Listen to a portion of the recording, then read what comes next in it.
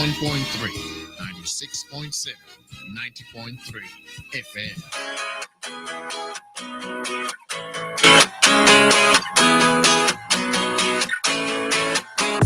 Keeping It Real is an interactive radio program heard only on Nice Radio. Join your host, Joel Abraham, every Friday as we discuss important issues affecting our society from 8 to 10:30 p.m.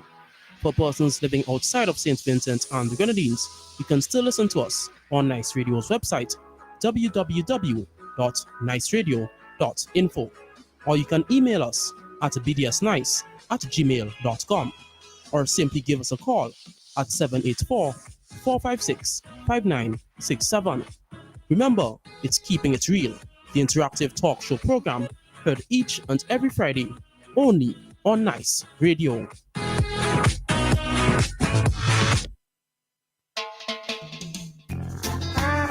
The oxman have laid to the root of the tree, and if it's fruitless, till the year down. Where the tree falls, there shall it lie until judgment take its course, Master God. Whoa, where the tree falls, there shall it lie until judgment take its course, yeah. Dark safe, you sit down and stretch out your tear too long. Dirty nigga, we mash it. Aye. Every little thing you do, too progressive. Non-ambitious people crush it. Them no have no ambition here. Where the tree falls, there shall it lie until judgment take its course. Fruitless trees must be hewn down. Where the tree falls, there shall it lie until judgment take its course. And me hear me son all in my chat say, since Brother Bob dead, reggae music gone down. But I have story for you. But as long as Bitter Belly Josephine is alive, reggae music is alive. You know what pain me, man? When I look around me, I saw that stole away. My brother Dennis Brown, I'm crying, but we will carry on. Where the tree falls, there shall it lie until judgment take its course. Don't watch me, watch yourselves. Where the tree falls, there shall it lie until judgment take its course.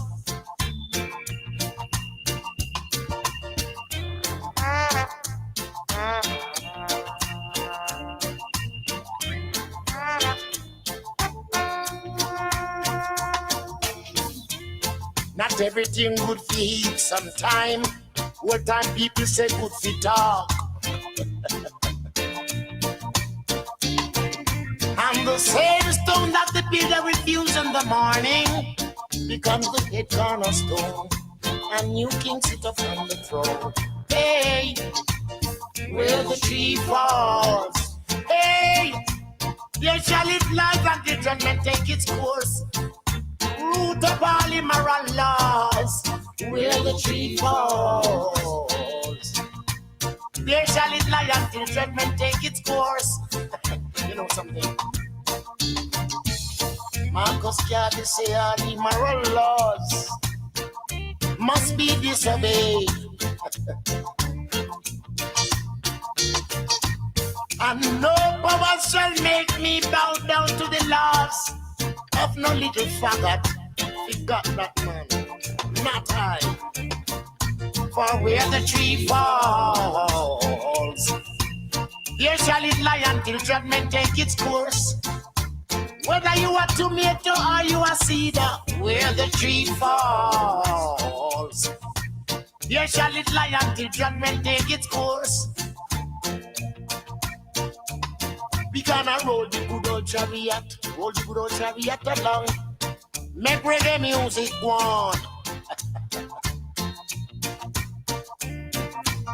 And who is here will stay here, and who be gone, he's already gone.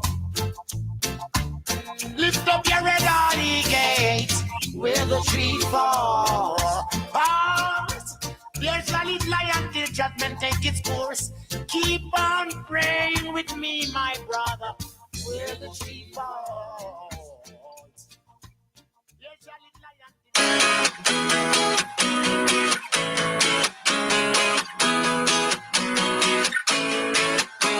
Keeping It Real is an interactive radio program heard only on Nice Radio.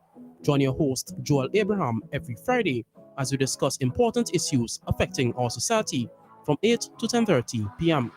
For persons living outside of St. Vincent and the Grenadines, you can still listen to us on Nice Radio's website, www.niceradio.info, or you can email us at bdsnice@gmail.com, or simply give us a call at 784-456-5967.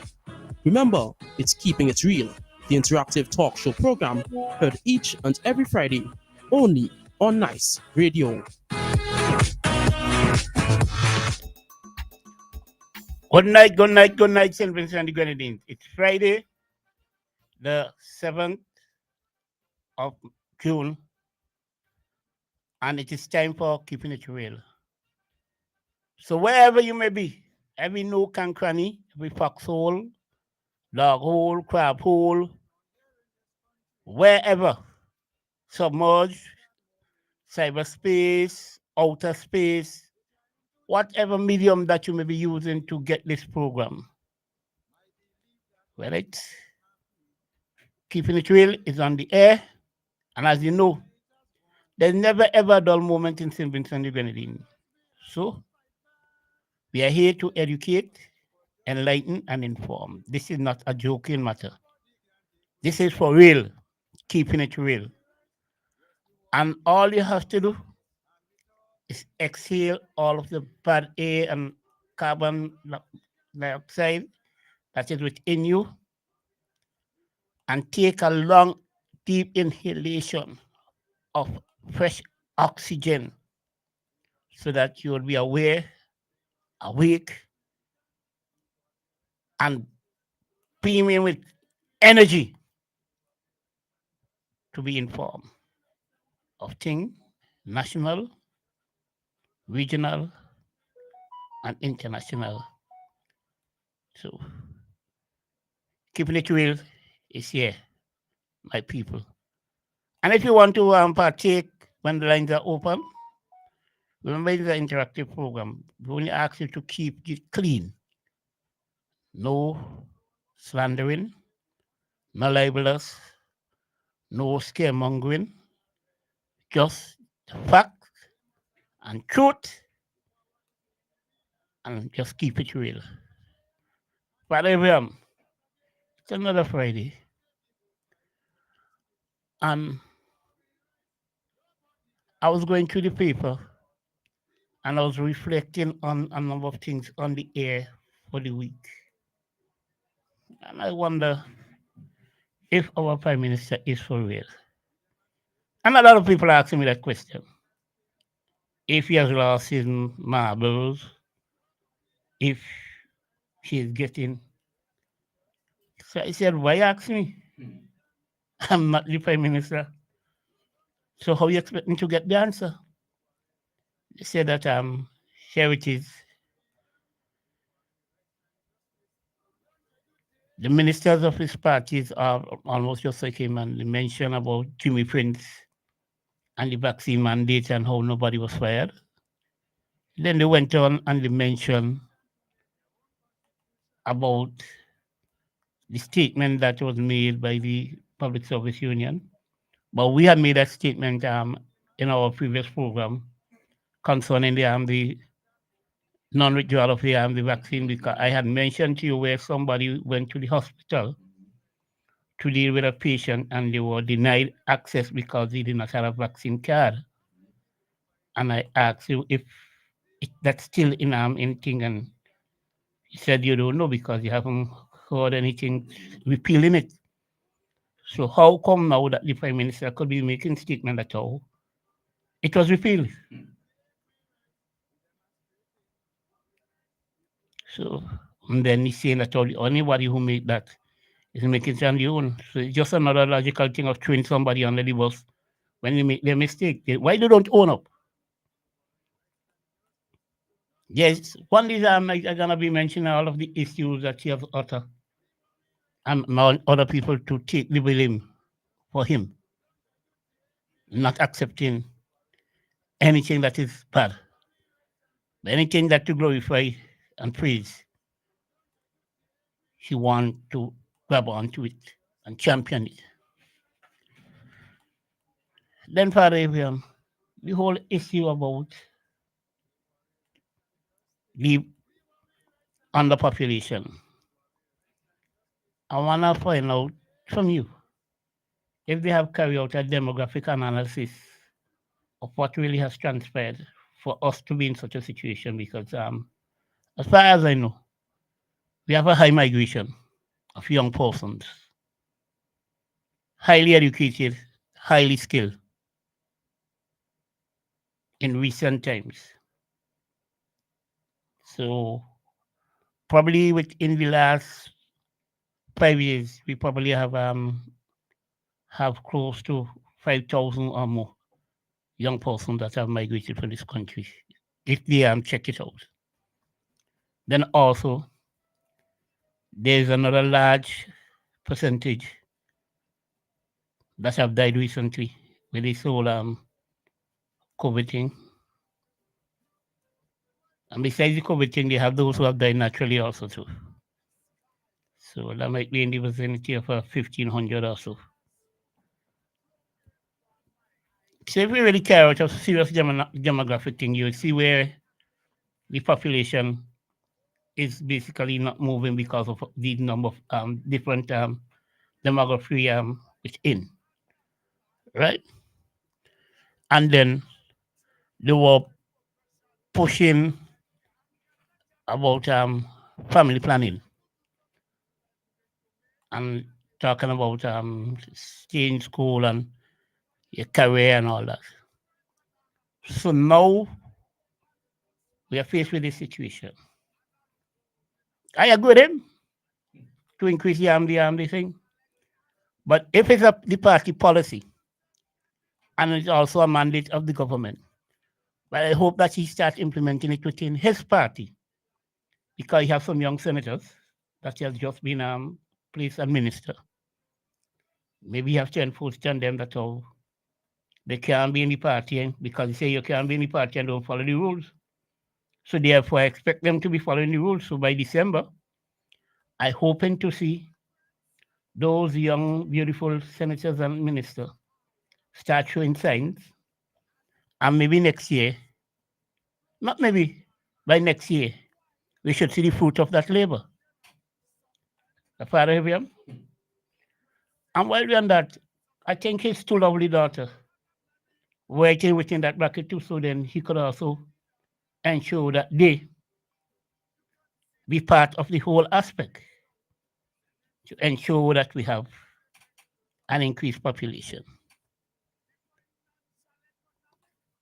Because I don't expect him to be forcing on the impoverished ones. They don't already be in a burden onto the country and society. To be having 3, 4, 5, 6, and then the frustrated and the brutalized and all sorts of frustration. We expect those who already have the career and already established, because they can afford to maintain at least 2 children. You agree with me? Yeah, they're telling me, you're feeling pain? I'm being real. That is what this program is all about. We're looking for solution. So I expect him to adhere, because he said if you don't adhere to the policies, you can't be part of. And that is why his party stands for so long, and they maintain the hold on the government and be in office. So I expected him to with that one. But the farmers are bawling. And you as a farmer also too. Where you getting seed? The father of them? Where are you getting seed and seedling? Now you're dancing on me. Some farmers say they're trying to get cucumbers and cabbage and some other seeds for the longest while and not available. Not available. Trying out to see if they could get something out of Trinidad. 5 of them arm told me. And besides that, they can't find people to work. A hard task. If you get a good worker, you have to be fortunate. Can't get people to work. And with the rain now starting and the profuse growth of vine and weed is another situation that farmers are facing. And then with the also increase of the minimum wage, I come and work with you and you're telling you they ain't saying $50, they're saying $60 for 2.5 hours, and that's at the work. So this is a situation that we need to be addressed. And this is you, Mr. Minister of Agriculture and Minister of Labor. These are right up your avenue. The farmers are bawling. They're saying, Caesar, do something. Oi. It's too much pressure. They're asking for ease up the pressure. More. They say, stop the talking and twiddling of your thumb while agriculture is burning. Caesar, do something. You promised that you will make agriculture the panacea for this country and the food basket for the Caribbean. But instead of that, Caribbean is 5 euros. 5 marble euros for $5. $3.75 a sack.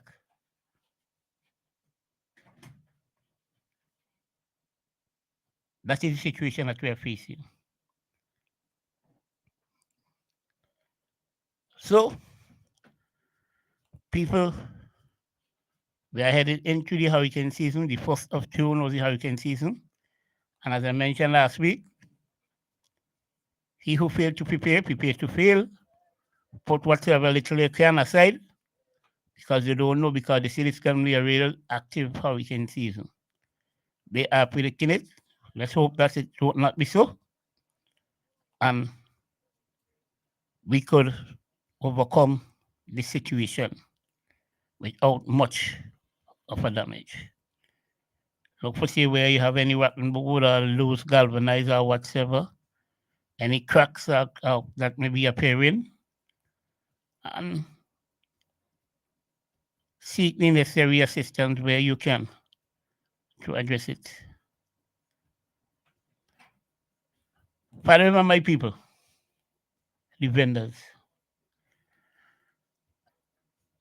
what really going on? What has the vendors done to this government? If you check in every community within St. Vincent and the Grenadines, vending has become a way of life, of a livelihood. It has become a cultural thing now.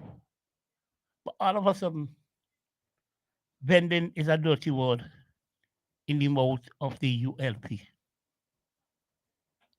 And ever so much in and around certain part of Kingston.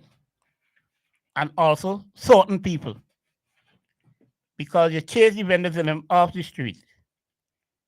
Fine. And you have a whole set of derelict vehicles that are parking where the vendors used to be. Good. From one ugliness to another ugliness.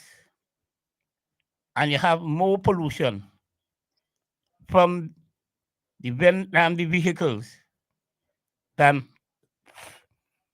the waste that you are getting from the vendors. Yes, the thing was not aesthetic, but it could have been addressed. It could have been addressed. And the people in up middle street had addressed their situation because they were promised that they would remain there. Now all of a sudden they don't know where they stand. They don't know what to do. Presently, some of them told me that they were ready to send off to shop for their school supplies. Wherever they send for the boxers, the underwear, the vests, the panties, the shoes, the book bag. But they say, we are fearful because if you run us off the street, who gonna come to purchase? The persons who gonna be benefiting are the Syrians and the other people who have flow level business. You see, the most we might be able to do is maybe hook one or two things on top of a piece of cast actually and walk around, hoping that we put up on people, we customers, and they would purchase. But if you put on upstairs under that kind of condition, there's no elevator, there's no escalator. Up there's it's like an oven when the sun is shining and it's real hot. And then when it's raining, it become a mess. And the tiles up there are so smooth that you could slip and damage yourself. And the vast majority are ladies, and some of them are middle age, going to be elderly, who are playing the trade of vending to eke out a livelihood and a living. And they are not troubling no one where they are in Middle Street at present. But they say they have to go. And I hear my good friend, young friend, the Minister of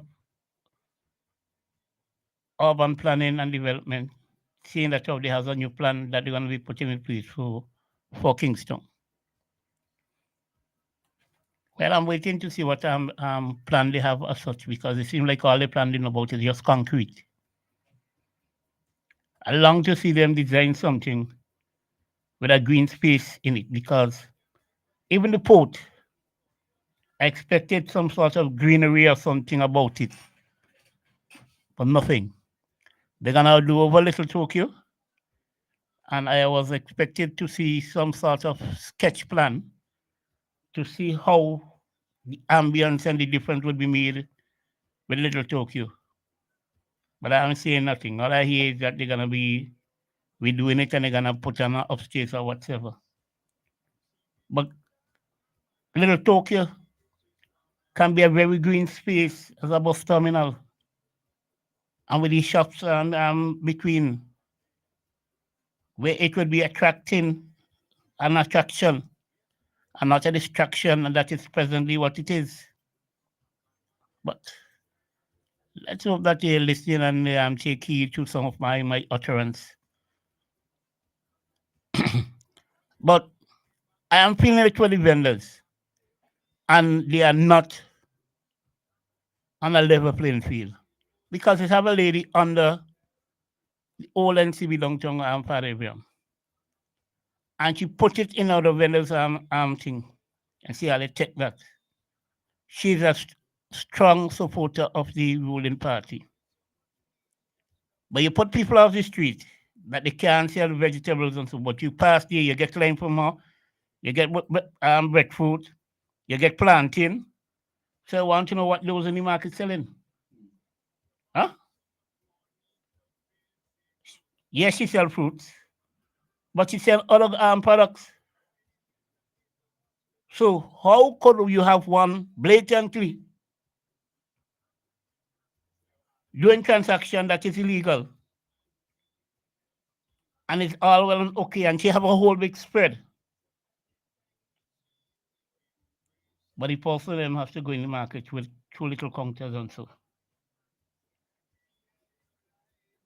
Well, as I said to the vendors, now is the time you have to make a stand, because those in the far part over here next to the seafront that once used to be the meat market, nobody goes here.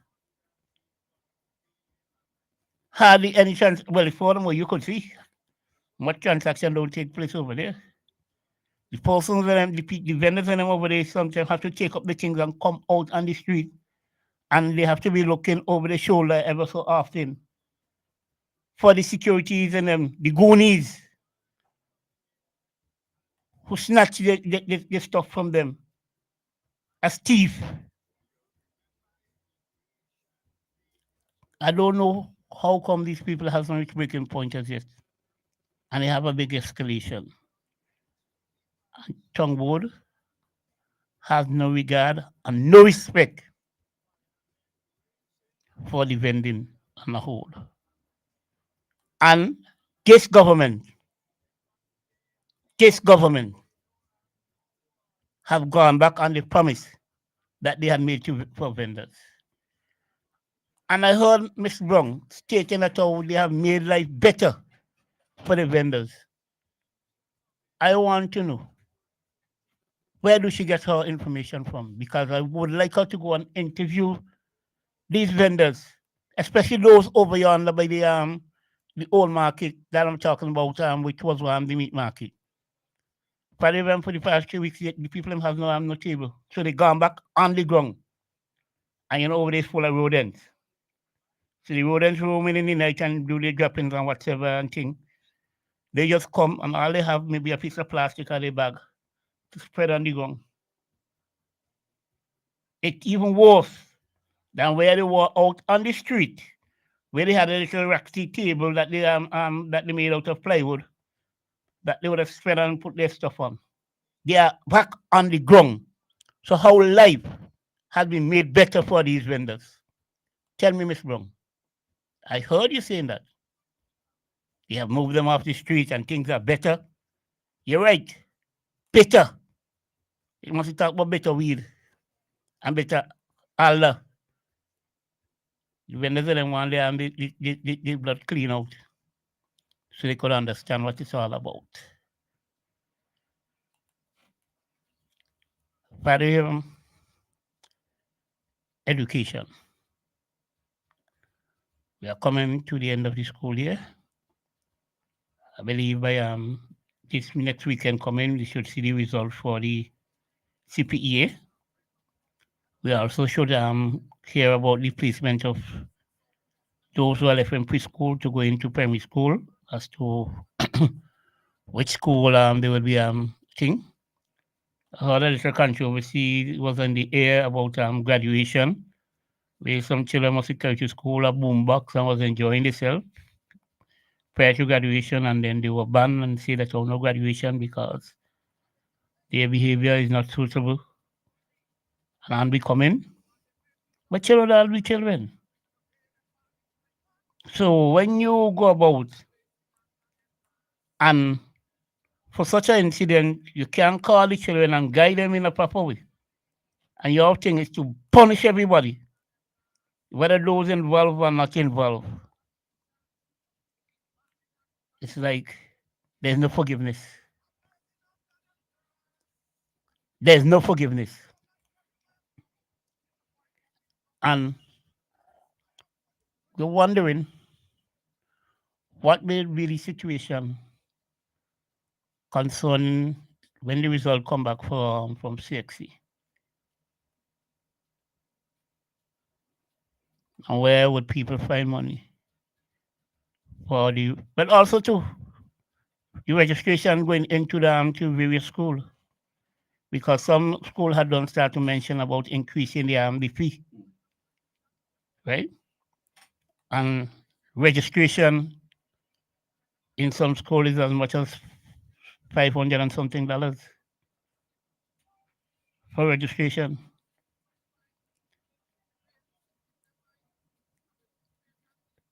Could you understand how it would be for somebody having 3 and 4 children going into secondary school? That's a pretty penny. And that goes right back to now where he said increase of population. A lady tell me, like the Prime Minister, I understand that having a child right now is like taking out a mortgage. You never done pay for the next 20 years. She say yes. Because she say, from the time that child born, I have to suffice every need for it right up until 20 when it enter finishing community college. So she say, that is a mortgage. So how are we gonna expand on that? He need to explain that to us 10 before I start seeing that, oh yes, I'm gonna go look for a child. And when I listen to her and analyze it, she's talking truth. It is a mortgage. So, Mr. Prime Minister, I think this one is in your court. You say you're playing cricket and you're hitting for 6. But I hope you don't get caught out on the bungie with this one. I go hold it for now, Father Abraham.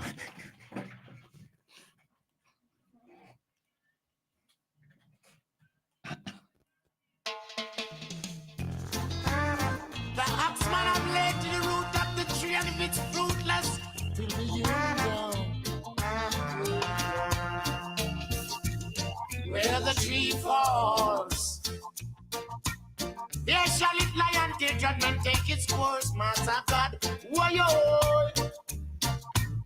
Where the tree falls, there shall it lie until judgment take its course. Yeah.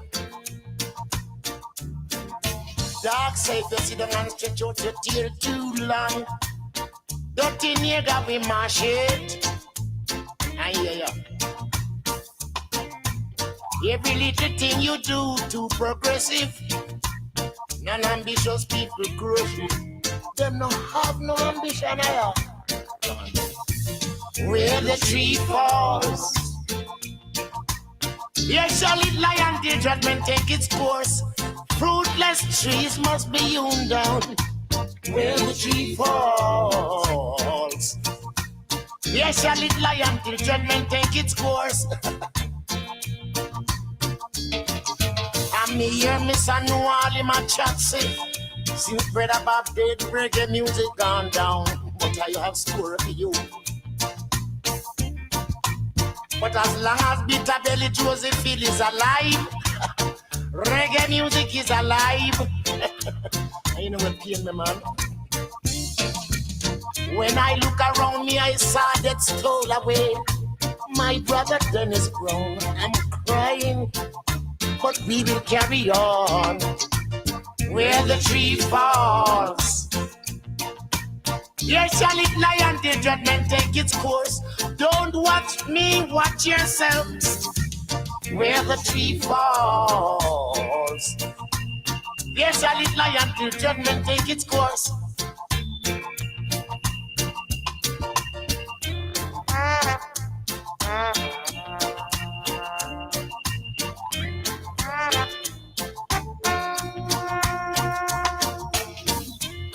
Not everything good for eat sometime.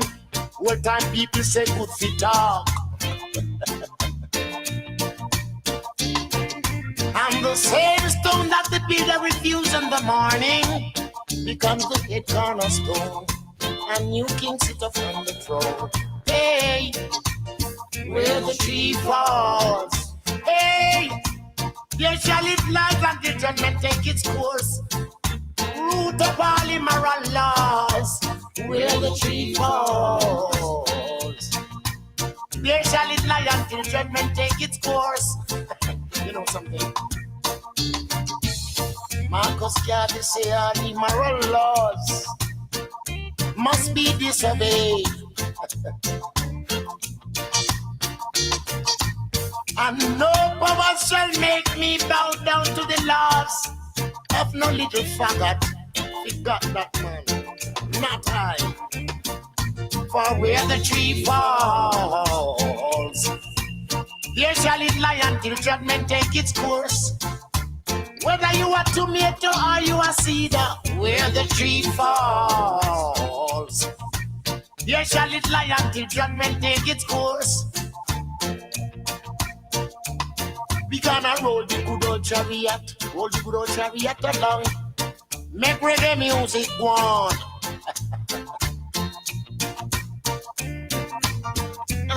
is here will stay here, and who he gone? He's already gone. Lift up your red hardy gates where the tree falls. There's a little lion till judgment take its course. Keep on praying with me, my brother, where the tree falls. There's a little lion.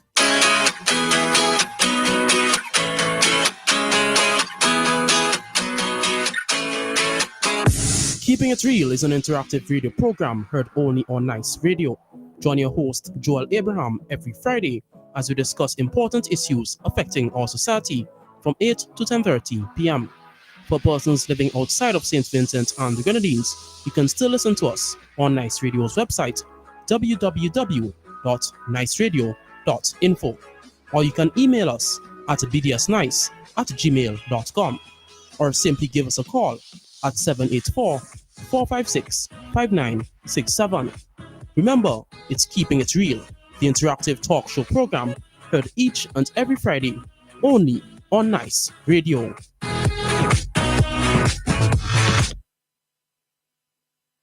Also say that an unjust law is no law at all. Just laws. But I would also say that an unjust law is no law at all. We're talking about probably the most horrible scandal and scam ever perpetrated, not only in the name of science, but in humanity and in all history. Today is December 7th, and I was 12 years old when the attack on Pearl Harbor came, and I remember World War II very well. And it's a very significant day today because I see an incredible parallel between what is going on in the so-called AIDS epidemic and what happened in the years preceding and resulting in World War II. The great lie of Hitler. It's amazing. I think he would envy the job being done by members of the National Institutes of Health and even the media, especially in this country. And I will put the lie to the individuals of the NIH, particularly Gallo and Fauci and Hazeltine and Essex, and the rest of these scoundrels of the worst order. Criminals guilty of genocide, without a doubt. I invite them to take me to court. I wish Burroughs Wellcome would take me to court because they have been putting out a killer drug knowingly. Because in a court of law, I would have the opportunity to provide the absolute proof and evidence, as I have in my book, Deadly Deception. Now, I'm not alone in what I'm doing here today. How does the press escape such obvious truths? Why would the finest virologist in the world, the most noted virologist, member of our National Academy of Sciences, Peter Duesberg, why would he put his entire career on the line? What did he have to gain? He's already lost his laboratory and his funding. They can't take away his professorship because he's tenured.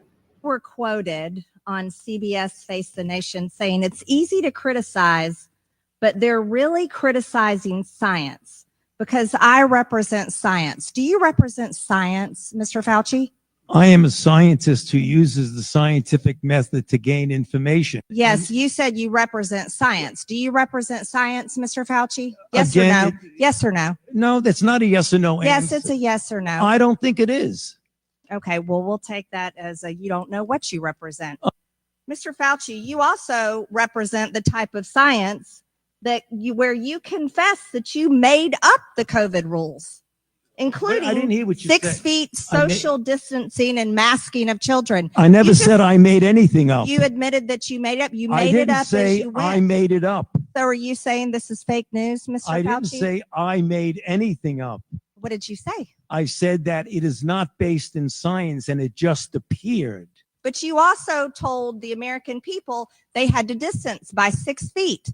They had to wear masks, especially when the NIH and these government agencies, most powerful agencies in our country, are recommending medical suggestions and advice and making up guidelines like 6 feet distancing and masking of children. Do you think that's appropriate? Do the American people deserve to be abused like that, Mr. Fauci? Because you're not doctor, you're Mr. Fauci in my few minutes. Yes, because in my time, that man does not deserve to have a license.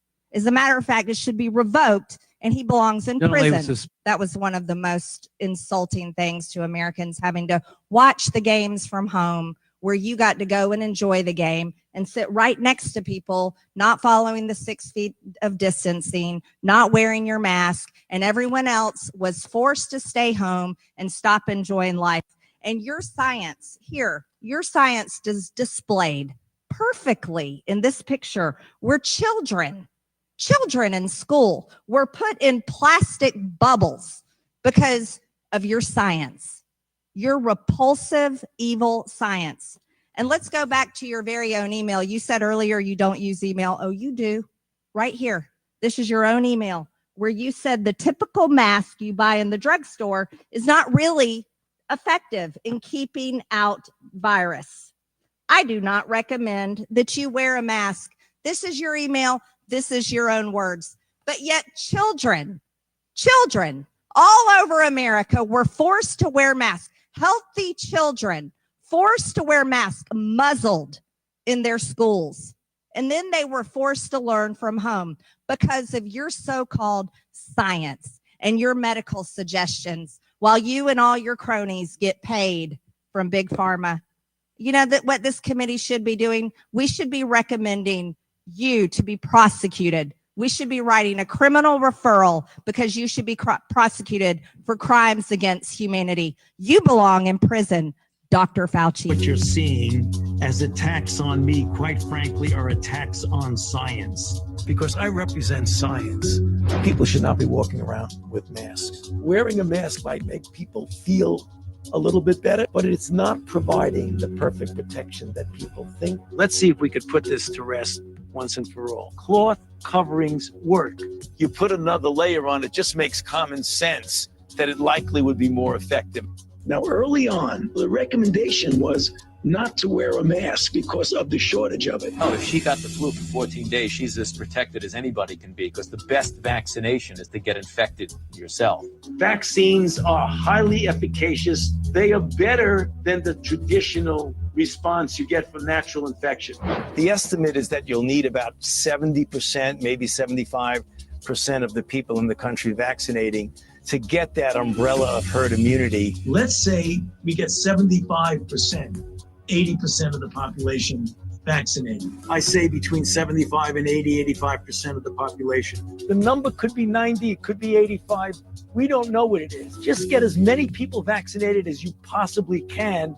And when you get control, that'll be the number. I feel that we should not have central mandates from the federal government, merely because of all the situations you have upon encroaching upon persons' freedom to make their own choice. I'd be pretty surprised if you mandated it for any element of the general public. I know I respect people's freedom, but when you're talking about a public health crisis, we've just got to get people vaccinated. And if that means more mandates, so be it.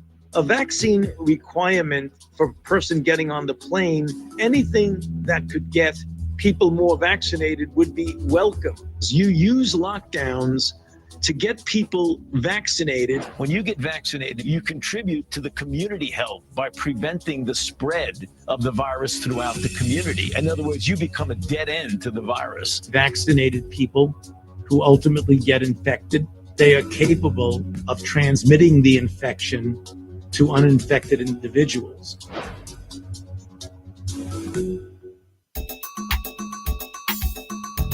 A pleasant good night to all in St. Vincent and the Grenadines and those who are listening aboard, keeping it real right here on a nice radio. I plan to be kind of short tonight. But hey what, the first thing I have to address is the issue of the monies, the registration fee. I think Poya mentioned it earlier on. I was told by some persons who should know. It varies in different schools, but largely is used for stationery and among other things. But I was told that largely it is used, and in some school they help out students with other things that they need. So it don't have a standard thing. So it varies from school to school, well, from principals to principal. That is what I was told by some individual who I contacted who ought to know. So they are used to for the upkeeping of the school, basically. That is out of the report. And on this program, I don't speak about myself or things that affect me. So that is why when you ask question, I don't answer question when it related to me. So never ask me a personal question if you want any answer. So she wouldn't get any answer because I don't come on radio to speak about me or what affected me. So that is why I normally ignore you, and you know that. But you still try to provoke me week after week, but I'm not buying into it. And the other issue, you heard I played a number, well, 3 clipping actually, and 2 of them, well, all 3 of them, one was with Fauci and 2 mentioned him.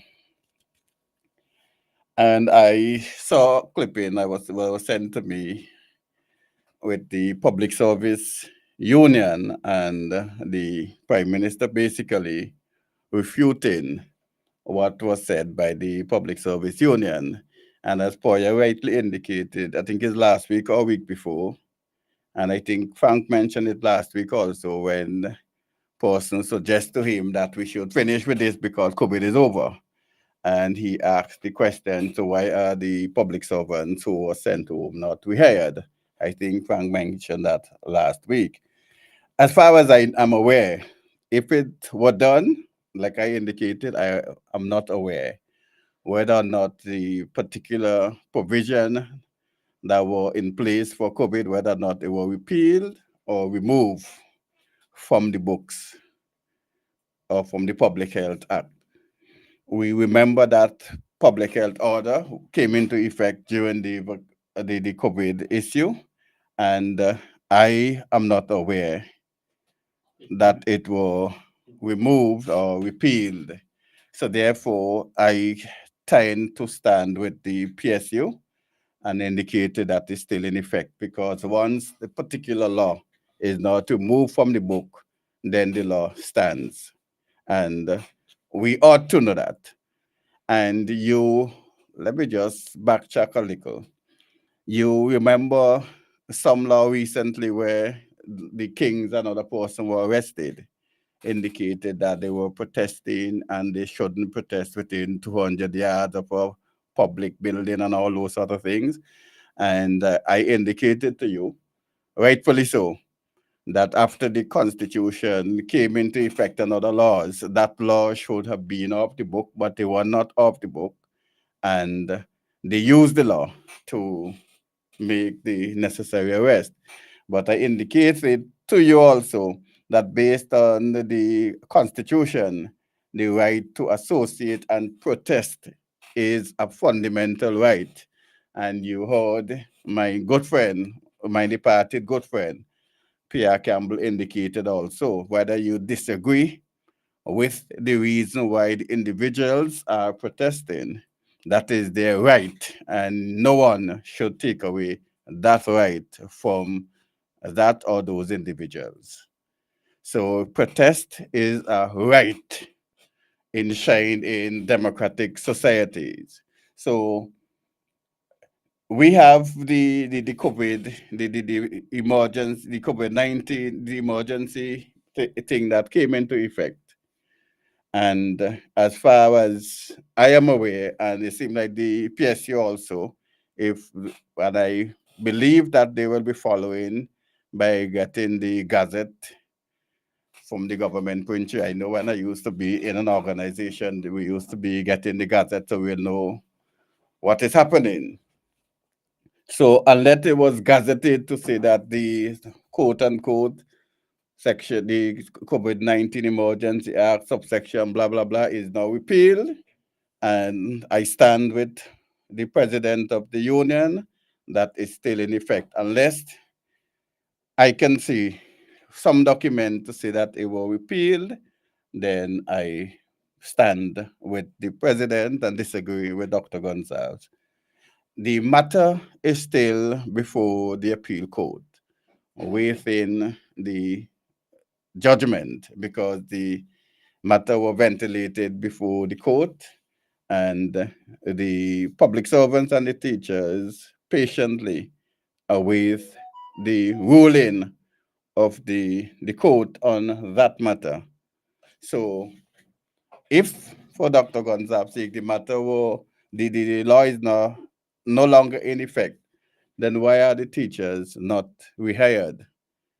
Why are the teachers still home if the law is not in effect? Because the law was played, and that is you consider something. So okay, the law is no longer applicable or in effect according to Dr. Gonzalez.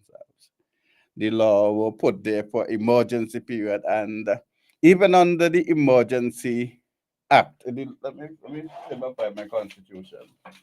Even under the emergency laws or the provision in the Constitution that speaks to the issue of emergency, I indicated to you before, and I will do it just to refresh your memory, that in order for that particular law to come in effect, you have to declare an emergency, a state of emergency, or a particular area, local, that have to declare an emergency area based on the law. And the only one can do such thing is the Governor General can declare a state of emergency based on the law. And as far as my understanding, as far as we are concerned, that never happened in St. Vincent and the Grenadines. If it happened, refresh my memory. I looking for the particular subsection of the, okay. They're looking for the particular subsection of the law that deal with the public emergency.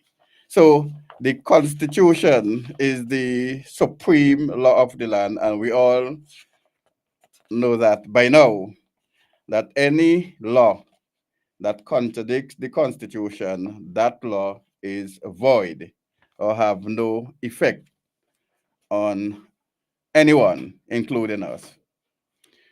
So the Constitution, yes, gave the government, the parliament or the cabinet the right to make laws. And, sometimes you have what you call the SR, or standing rules and order. So, but the Constitution gave the government the right to make law for the greater good, or for the good of society, for the peace, and all, you know that. That is what the purpose is. That is what the laws are there for. And I'm going to read for you subsection 37 of the Constitution. Subject to the provision of this Constitution, Parliament may make laws for the peace, order, and good government of St. Vincent and the Grenadines. So that is the purpose of the law. And yes, government can make laws for that purpose, but they also can overreach in terms of lawmaking. And in those cases where government overreached or breached the constitutional provision, then those laws are classified as a bad law or unconstitutional law. So they're constituted as bad law or unconstitutional law. So I'm going to read to you now section 14 of our Constitution, which is the supreme law of the land. So Parliament is not supreme, but the Constitution, and the Constitution only. That is why from time to time I baffled with why lawyers, and lawyers in general, don't speak out more against laws that are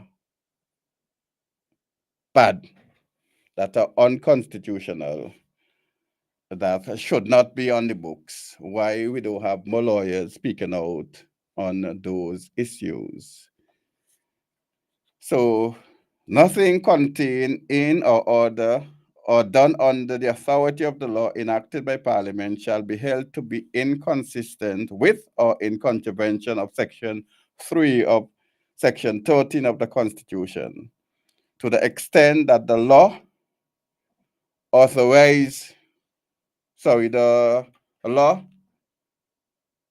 authorizes the taking during any period of public emergency of measures that are reasonable, justified for dealing with the situation that exists in St. Vincent during that time.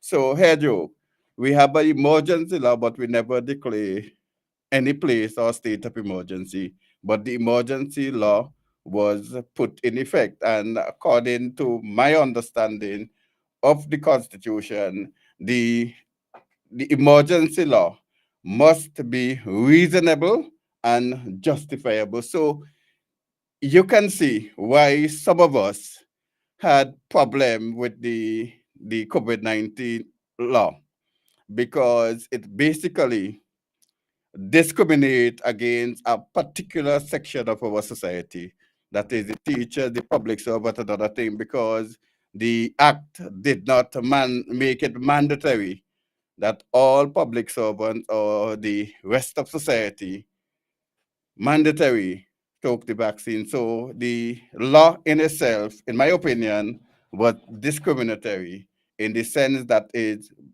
marginalized a certain section of our society.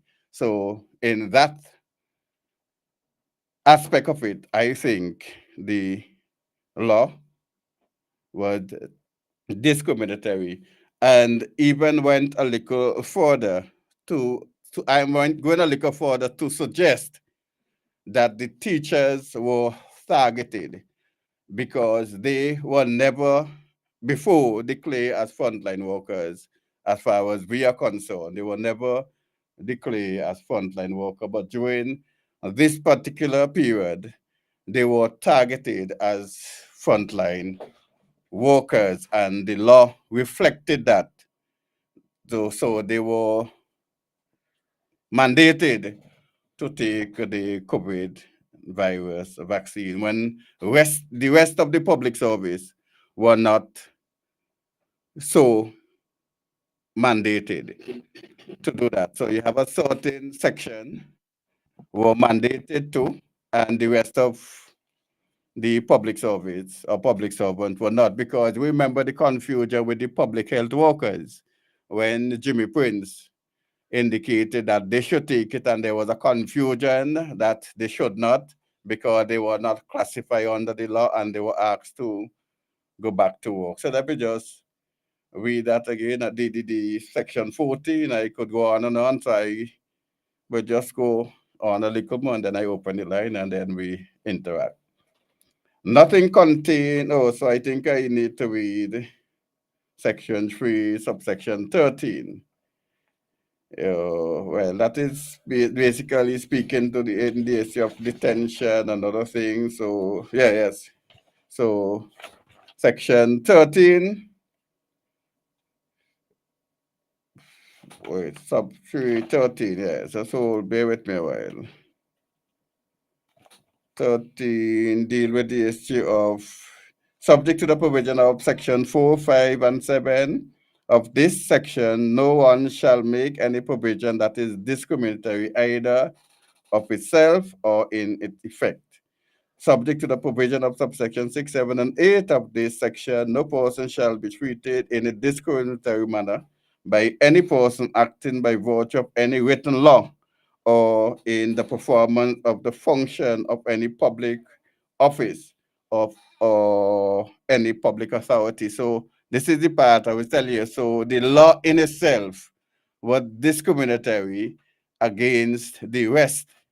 It was discriminatory for those specific persons that were targeted, police, teachers that were targeted. So the law in itself, and I indicate to you, was discriminatory. So let me go over now to 14 I was reading, and then I'm going to open the line. So you can have your take also. Notwithstanding, nothing contained in or done under the authority of the law enacted in Parliament shall be held to be inconsistent with or in contravention of Section 3 of Section 13 of the Constitution, to the extent in that the law authorizes the taking during any period of public emergency of measures that are reasonable, justifiable for dealing with the situation that exists in cities and legality. When it put, and this part is speaking about the tension on the emergency law, the enforcement of the protection provision, and that deal with the issue of the 16. So basically, the emergency declaration, the Governor General, and I read in subsection 17 now, the Governor General may, by a proclamation, which shall be published in the official gazette, declare that a state of emergency exists for the purpose of this chapter. So the emergency, the law that they use to declare that we were under emergency, the Governor General is the one, based on my understanding and reading of the Constitution, is the one should have declared the emergency based on subsection 17 of the Constitution. We were told that it's a worldwide emergency and it was a pandemic. We were told that, but whether or not it's an international or worldwide, then we must incorporate it in our domestic laws. And the international emergency cannot contravene our domestic laws. So if we're going to adopt something from the United Nations, any other thing, we must pass laws that is in keeping with our Constitution in order for it to have constitutional muscle when it is challenged. Because we are governed by a Constitution that was given to us in 1979, and anything that we want to do must be within the confine of that Constitution. So that is basically what the law is saying. And the Governor General is the one that is possessed with the authority to declare any state of emergency. So let me go on to subsection 2. A proclamation under this section shall not be effective unless it contains a declaration that the Governor General is satisfied.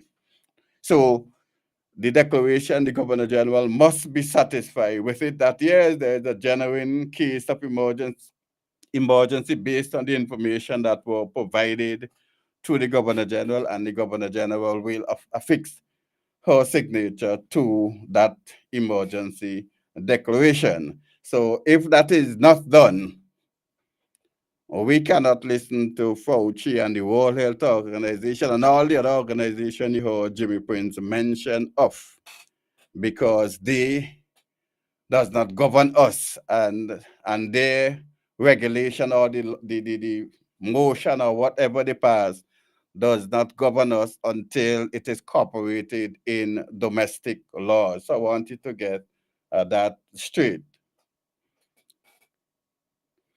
That if, and I'm going to read subsection A under 2, that a public emergency has arisen as a result of an imminency of a state of war between St. Vincent and the Grenadines and a foreign state. That a public emergency has arisen as a result of occurrence of any volcano, earthquake, hurricane, flood, fire, outbreak of pestilence or infectious disease or other calamity, whether similar to the foregoing or not, or that action has been taken or is immediately threatened by any person of such a nature and to the extent a scale as to be like to be endangering the public safety. And they could go on and on and on and on. And we know from listening to international news, from listening to regional news, from listening to all sorts of news. And other countries did not adopt what we adopted in St. Vincent and the Grenadines. Boy, I remember just the last thing. I remember when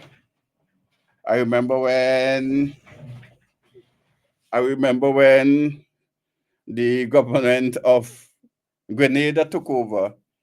Immediately he removed the registration for entry into school, and he said that shouldn't be a burden on the parents, and the government was going to observe that part of it, because a child should not be, I think I remember him, or words to the effect, a child should not be hindered from entering school because the parents cannot afford to pay the entrance fee.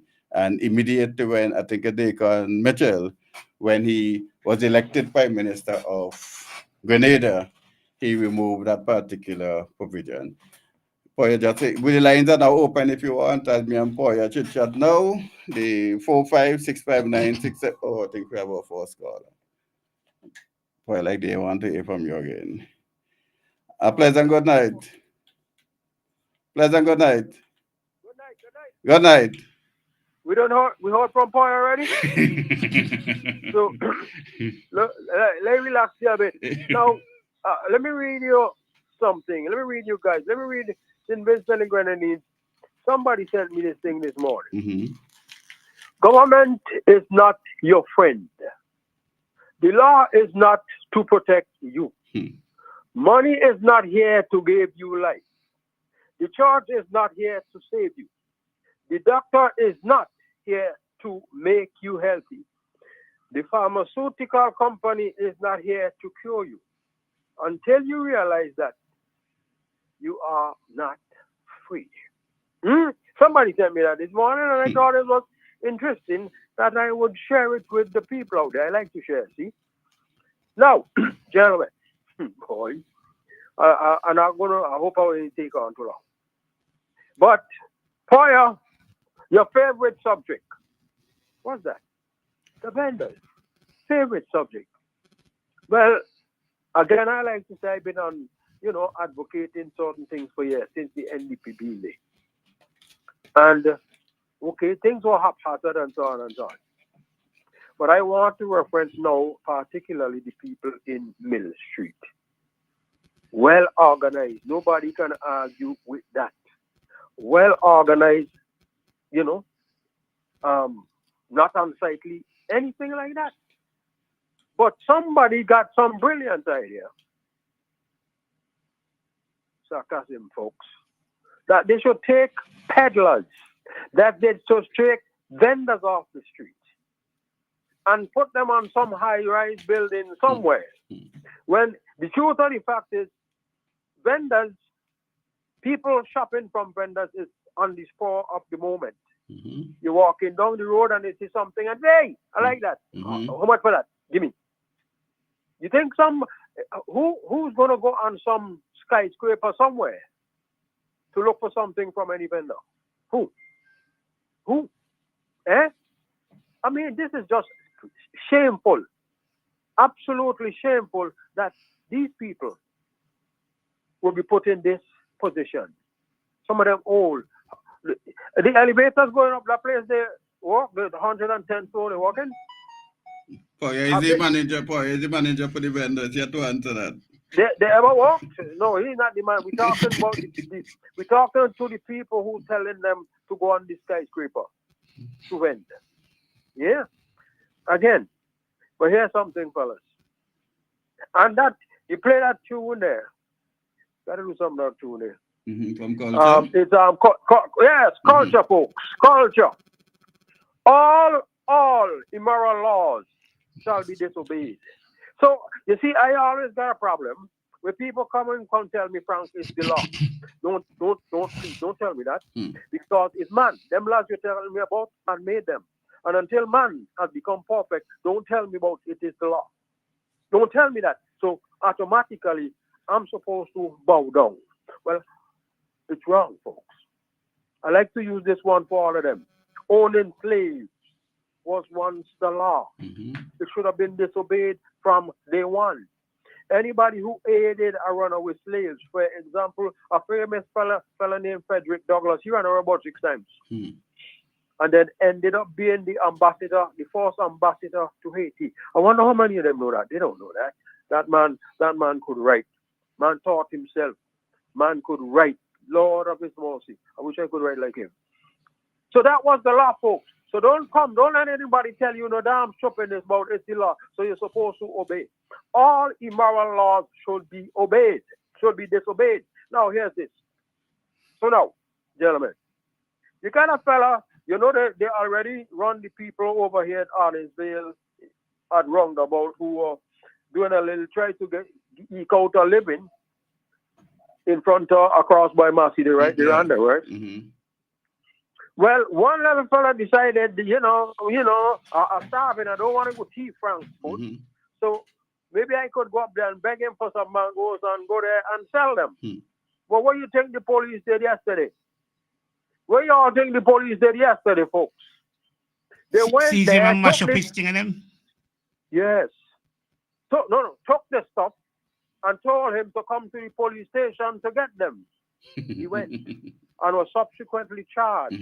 No. So you see, so that law, you policemen out there, not because you're policemen, and somebody send you something that is, except you don't have any morals, except you don't have any conscience, tell them to hell with it. You go do it yourself, Mr. Whoever.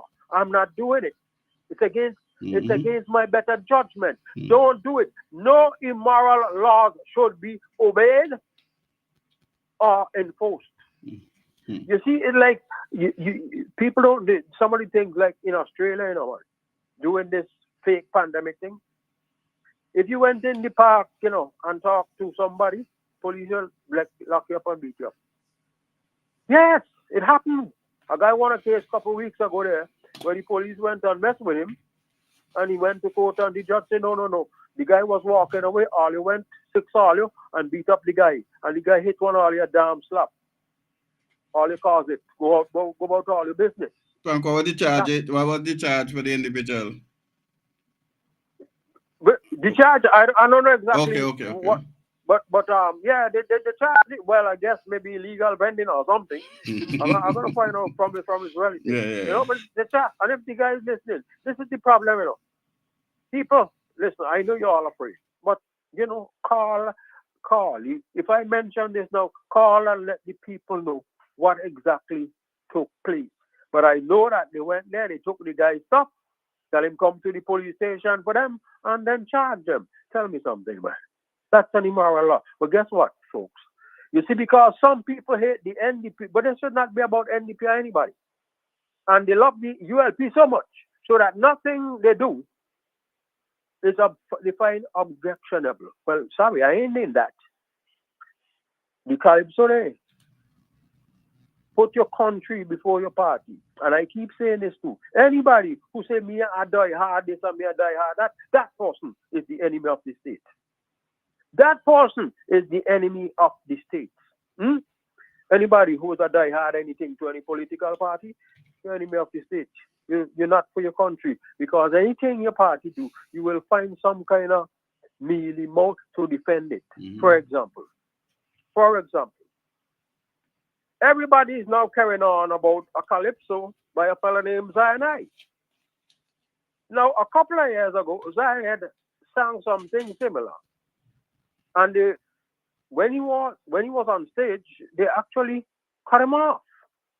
I suggested at the time that all Zion had to do is say, politically speaking, because we had that, didn't we? At Caliaco, where people supposed to suffer and die because they support NDP. So all you got to do, how could anybody get a problem with that now once he has insulted that? But no, you see, this is the same thing, The same set of people who defended what Kamalo said very well, it was whatever the word is, cannot be here now. The same set of people who want to go after Zion I and talking stupidness. In the morning, I happen to hear some fellas talking about it, and I don't know why everything that happens bad or sort of bad, America gets dragged into it. So somebody is going to call to ask whether Zion I could have done that in America. Yeah? Of course he could have done it in America because people don't got time to waste. Well, except. Anyway, so then a little later on, somehow or the other, China got into the mix now. And this midget, mentally and physical midget, I don't know, well, he's a spokesman for somebody or the other. Yeah? Says, well, the NDP said, NDP, drop that China nonsense. You all don't know why you stuff came up with it. And if you believe in democracy, NDP, you cannot talk anything about China where people don't have no democracy. Anyway, this mental, physical midget asked if it could happen in China. But I wanted to know why he had to go so far as China. Well, because that's all. No, the NDP said something about China, so that's where the him of no thinking gonna go. But midget, you could go on to Cuba, not you midget, because it's not America. You should have drawn reference to Cuba. Could Zion have done it in Cuba? Huh? You midget. You ever heard of the ladies in white? You ever find out who they are? No, you midget. Yeah. Frank, I know again. No Texans. You was one of the guys who supports Camelo at the time. No. Okay. Listen. You see, You see that. You see, yes. You see, that is because. You know why I can do it? Mm-hmm. Okay? Because people were there making fools of themselves. But the point I'm making now, the same people who are defending Camelo are now going after Zion. Okay. You all don't get it? They were there making fools of themselves. And now here it is on the other foot, on the other side, who backed him, who said, well, it was whatever the word is. Okay? Please, it's nothing. Forget about it. That's nothing to make a big deal about. The same people now who made a big deal about it are now making a big deal about Zion. You understand why I put talk force? Because Zion was what Camelo said was no big deal, except for the people who made it a big deal. So what? This is why I'd advise this. Like they didn't listen. They're not listening enough. This is why 2 years ago I told Zion to add politically speaking, because anyhow nobody should have any problems with it except you're a damn fool. Okay, so they made fool of themselves, and now defending okay, and now you have the same bunch of people, the same defense they use for Camelo is the same defense for Zion. You all get it now? I hope you all get it. The same defense doesn't change. It's like crime thing now. Crime. I also don't have a problem with politicians making crime a political issue. Except you're going to have serious enforcement of the law. You're not going to have people on trial for 20 years in jail without coming to think, then shut up. Because guess what? Again, in 2011 or thereabouts, the then opposition party in St. Kitts made a big deal about crime. Put it in and we're going to get crime down. Guess what? They got elected. And by July of that year, they had surpassed the number of crimes, murders in St. Lucia. I could read it for all if all you want. I could read it. Yes, sir? So don't do it, folks. Don't do it. What's the story with Ralph Gonsalves and the ULC? What did they say? They're going to be tough on crime and the causes of crime? Seriously? What has happened to that? So that is why don't do it, because when you get there, you're going to find yourself tearing down the gun. Don't do it. Talk about other stuff like NDP. Talk to the vendors now. Give them your position. For those in Middle Street there, give them your position on it. No, merely tell them what you're going to do. Okay? And stop this nonsense. Again, I like to remind all big one of the big stores in America, R.H. Macy. The fellow was a fisherman. He used to go catch whales. He started to bend in that same place where you see the first big store today, Herald Square. His street, he started up in the street. Oh, you all would be familiar with something named Burger King, not true? Well, they started in a little machine on Hillshire Boulevard in California. Yeah, Burger King. I guess in St. Vincent, they couldn't exist under this administration. I'm telling all you something first. A whole bunch of people were better off under the colonial powers than they are under their own people. Supposedly own people. Under their own people. So everybody's making noise now. And whole week they're carrying on about cyanide this and cyanide that and cyanide that. Well, let me ask all your questions. Is cyanide Calypso going to kill anybody? Is cyanide Calypso going to kill anybody? Oh, but the thing that killing people, I don't want to talk about that. Huh? You just heard some recordings of the fellow named Fauci. One of them is from 1989. You hear that guy there? The second name you're hearing is Fauci. And they came up, Fauci came up, stop everything else, with a drug named AZT. Killing 8 people like it going out of style. Wait a minute. I wonder if anybody anybody anywhere listening to this tonight. If anybody who used to hang out at 920 Ralph Avenue in 1989 listening to this. Because I used to hang out there with a fella named Gerald Thompson.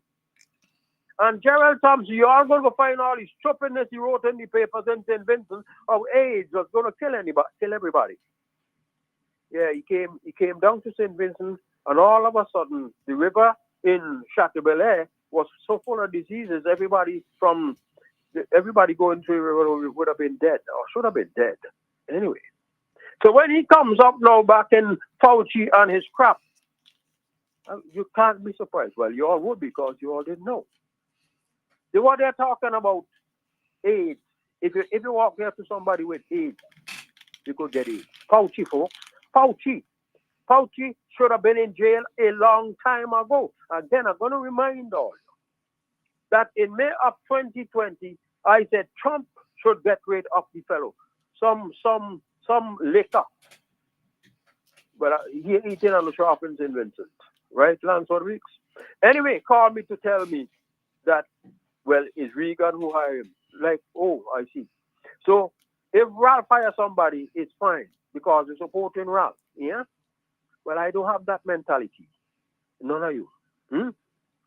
Fauci should have been in jail since 1989. I have a book here. The band played on. They made a movie from the book. And the band played on. Fauci, folks. Fauci. So Fauci comes. You listen to that tape, you know. Listen to the tape. What the man is saying from 1989, every single thing that happened back then, the man saying the media, everybody just went along. Everybody just went along with it.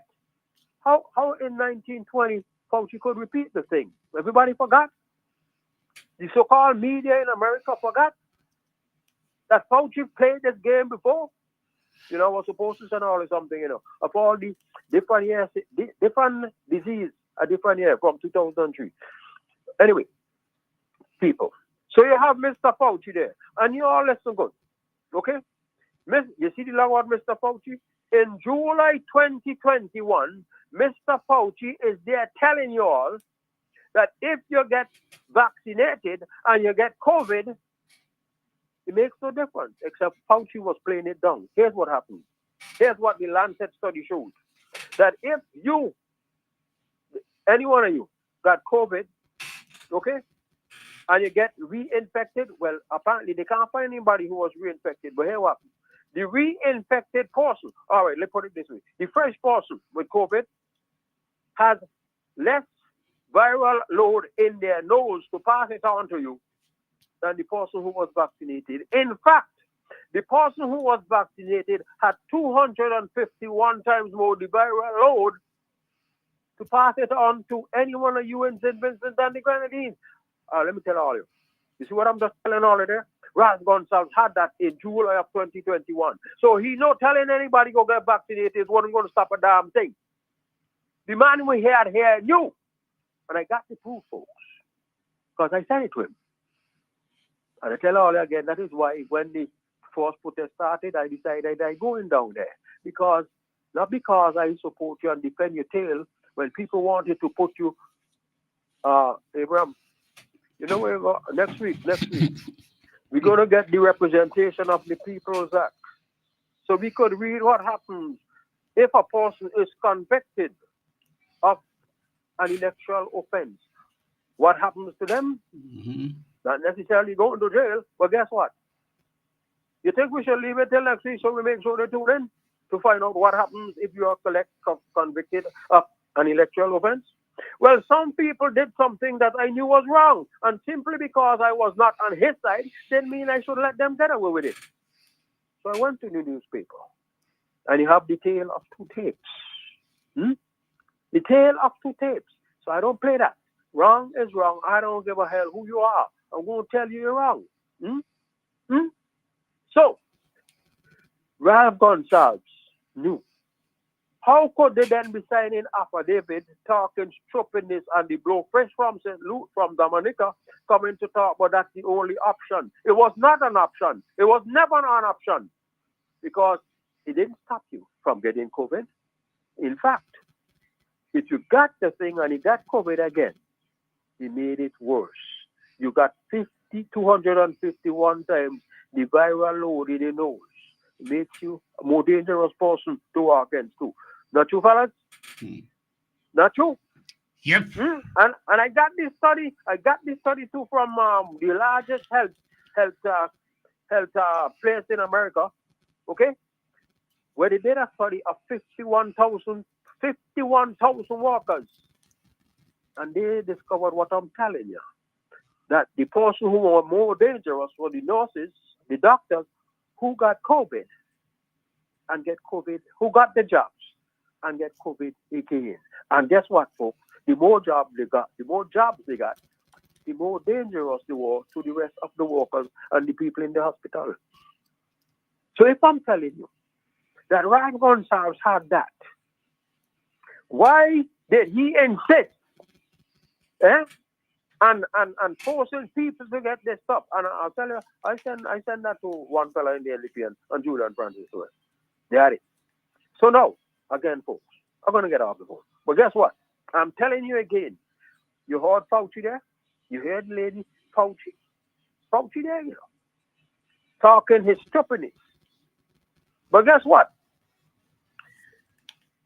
In December the 5th, 2021, Ralph Gonsalves said on radio that he was following the science, and he was 100. No, Ralph Gonsalves, the man we have here. Good night, Margaret. Said, listen, he is 100% certain he's following. he is doing the work of God. Now you listen to Fauci there in the tape where Fauci is talking mass, herd immunity, and all kind of dotishness. Was that the science that Ralph was following? You all listen to that? That sounds like science for you all, huh? And they insist now. And Abraham, you did a fantastic job there, because guess what? The courts in New York ruled exactly what you said. If it were an emergency, nobody would be exempt. Nobody, whether you're working for the government or not. But guess what? In St. Vincent, and you're making a mistake, Abraham, because anybody who was getting a government paycheck, anybody was required in St. Vincent and the Grenadines, if you're on a board. I remember two fellas, one of them Lansford Reeves, I ain't calling the other one, saying, Ralph Gonsalves, the people on board must get vaccinated. Let me see what something I'm going to do next week. You have little respect. You have no respect for people like me, Mr. Plastic Weeks, Mr. Kentucky Weeks. You got no respect for people like me, Mr. Man. I'm not for sale. As a matter of fact, you know, I got a tape with Ralph Gonsalves saying everybody got a price. But guess what? Nobody ain't figured out mine yet. I got a tape with him telling me so. Folks, it could never be figured out because I ain't got the damn price. None. Yeah, so you did an excellent job because the New York case judge ruled that if it were an emergency, everybody would have to comply. You can't leave people out. It was discriminatory. Mm-hmm. It was discrimination. Mm-hmm. That's what they ruled. Then the hotel who come in there who say black people don't know nothing about computer says you're going to appeal. When the appeal came up in July, the morning of the appeal, they said they dropped the appeal. Mm-hmm. But in St. Vincent and the Grenadines, ignoramuses like Jimmy Prince, he don't know nothing. Mr. Know Nothing, don't know nothing. If Leacock, I'm gonna make sure you get a paper because there should have been a follow-up of what the WHO said. The WHO made a declaration on the 23rd in May 2023. You mean to tell me Mr. Jimmy Prince didn't get it? That should have been a follow-up question. Well, anyway, folks, I've taken up too much of you guys' time already. Vendors, let me beg all you something. You see what happened with the mandate where people abandon Brenton Smith and go, and people abandon this and go? It could only happen if you all don't stick together. Don't move a hell. Let the police come and burn up all your things and all that. Let them come and do it. Enforcing immoral laws. What a shame. Black people against black people. Good night. All right, thank you. Okay, for you. Section 17, I think somebody sent this to me too. Okay, Section 17 of the Constitution, the Governor General shall make the declaration of emergency. The COVID mandate had not yet been repealed, so what the Prime Minister said made no sense because when the World Health Organization declared in 2023 that a public health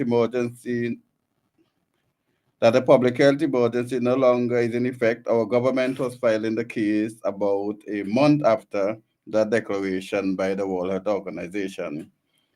But listen, I proved that the World Health Organization declaration that is over, that the COVID-19 vaccine is over, is May 2023. Come less than 2 months after the government filed its appeal in the court, March 2023. The hearing never happened until April 2024. I think this person is referring to the appeal and not necessarily the case. So the appeal first set to be heard February 2024 and did not come up because one of the judges absent himself. Well, he could have just pulled back the appeal because less than 2 years after the file, the World Health Organization declared the thing is over. He could have just dropped it, but he refused to accept defeat. So I think that is what the person is saying, but his appeal, I think the person referring to not necessarily the case itself, because the case was done in 2023, and when the World Health Organization declared it to be over, so he's making the argument that after the pandemic was over, there should be no case. There should be no appeal to the case by the government. I think that is the argument they're trying to advance. Keeping it real, right here, nice way for you. Yes, so keeping it nicely on like this. The whole situation is very real. I am waiting for the results from the appeal court. Mm-hmm. And the reason why I'm saying that, I want to find out if the Prime Minister really cannot go to the highest level, which is the Privy Council, with this matter. Because here it is, all over the world, such cases are being withdrawn, or when they are being fledged out in the court, 99.999% of the cases are lost by the authorities. Whether it be government or boards or private companies or what, they are losing. And they have to compensate. Just hold for me, please. Let me take this. Pleasure, good night. Hey, good night. Good night, guys. Good night. Just reporting for ULP. If you all want to see the lights at the playing field, turn up somewhere. Maybe the best view. The best view you can get is up Castle Hill. I think I heard somebody say they might have traffic jam up there. Come when? The 13th of June when the first match is played here. But I understand, it's even on their page that, testing lights, right? So just like how we used to go, well, I have to say we, as I've been mentioned, we used to go Argyle to see when playing land, the trend continues, and it's will now get lights, floodlights, till some of them I like how the press officer kicks it off on it 6 in a row. 6 in a row because you have to put up 6 light pylons, I think it is, and so on. But apart from that, so I'm just spreading the news about the lights at the Huntersville on. Abraham, I heard you said something, and that's the reason why I question the function of our legal bar association some time ago. Mm-hmm. I mean, even though you're a lawyer in this country and you have a political bias, my concern or my problem with them is that you're dealing with the law. The law doesn't represent one party. So if you're supporting a if you're supporting a political party, you ain't supposed to play blind to what the country need to know where the law is concerned. Mm-hmm. And I have spotted that, I have discovered that, I have observed that a long time ago. Where lawyers even seem to be afraid to speak on these matters that concern all of us. Huh? Correct. That I mean, I know some of them. I know the Prime Minister will expose some of them for how much money they owe. They ain't paying up the income tax or whatever. So I mean, come on. I had to mention. So you said they were breaking the law, so they couldn't defend it. I didn't hear you, sir. You said they were. Yeah, but go ahead. But it really is a shame. Really is a shame that our legal fraternity here does not respond to where the laws are concerned, to educate our people, inform us. I mean, I hear you doing your best. I don't know if you're one of these big lawyers in St. Vincent and Grenadines. I mean, I like how you try to in layman's term, or they might say, we just call them lawyers. The popular phrase.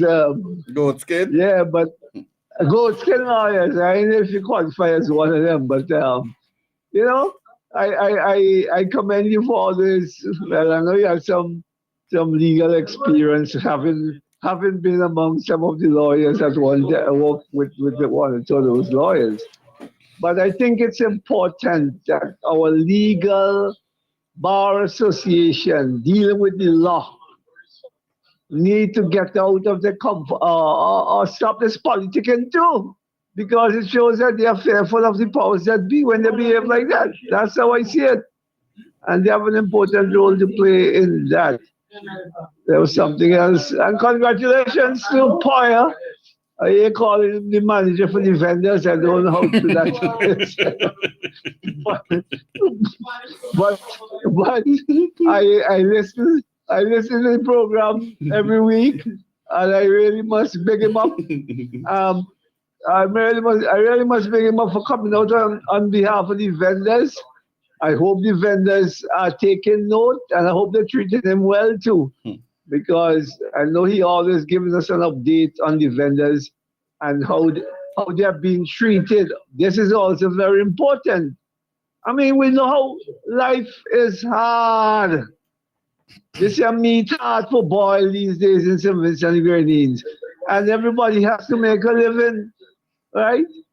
And you know, the vendors are trying to make a dollar as well. And all what is going on in the market and so on. That, you know, we should be concerned as a people if we love one another. I mean, and it's time that people people understand when the Prime Minister say he love everybody. Huh? Is that true? He like to say, I love you, I love you. Yeah, but yet people are suffering and all of that. By the way, where the Calypso is concerned, I also congratulate Zionai on his Calypso. What is the name of it? I can't remember the name of it. Anyhow. Politically. But politically. Oh, politically. Yeah. Because when the Prime Minister's son said, and the people will have to suffer and die, that started the whole thing, you know. That started the whole thing. And sometimes you want everything deliberate. And because when he catches himself, he says politically. So we have to take warning from all these things that we are hearing coming from the politicians. I mean, never in the history of this country have we had a government for no, not 6. I jump in the gun for 5 terms, 5 in a row. Now there were 6 in a row, right? And this is dangerous for our country. This is just dangerous for our country. We can't be so, what happened? We just call the fish against Kiba or something like that. Mm-hmm. Well, we could only see on one side. Or the Prime Minister has done such a fantastic job in mesmerizing, brainwashing, and all of that. That all those people who are qualified, who are educated, have to subject themselves to him like that and make themselves look so disgraceful that they can't say, Mr. Prime Minister, I can't agree with you with this, you know. You're wrong. Come out and say that, man. But who am I to tell them that? But I still got to tell them that whether they want he. And wait, whenever there's another election in this country, you know, I want to see all those who go and jump and dance, whine, if the tables were to turn. Because some of them, you have some of them always in power, you know. They know to change their skin very quickly. So that's just a warning and a message to all those who play in the game with our politics and benefiting and while others suffering. Thank you, man. Have a good evening.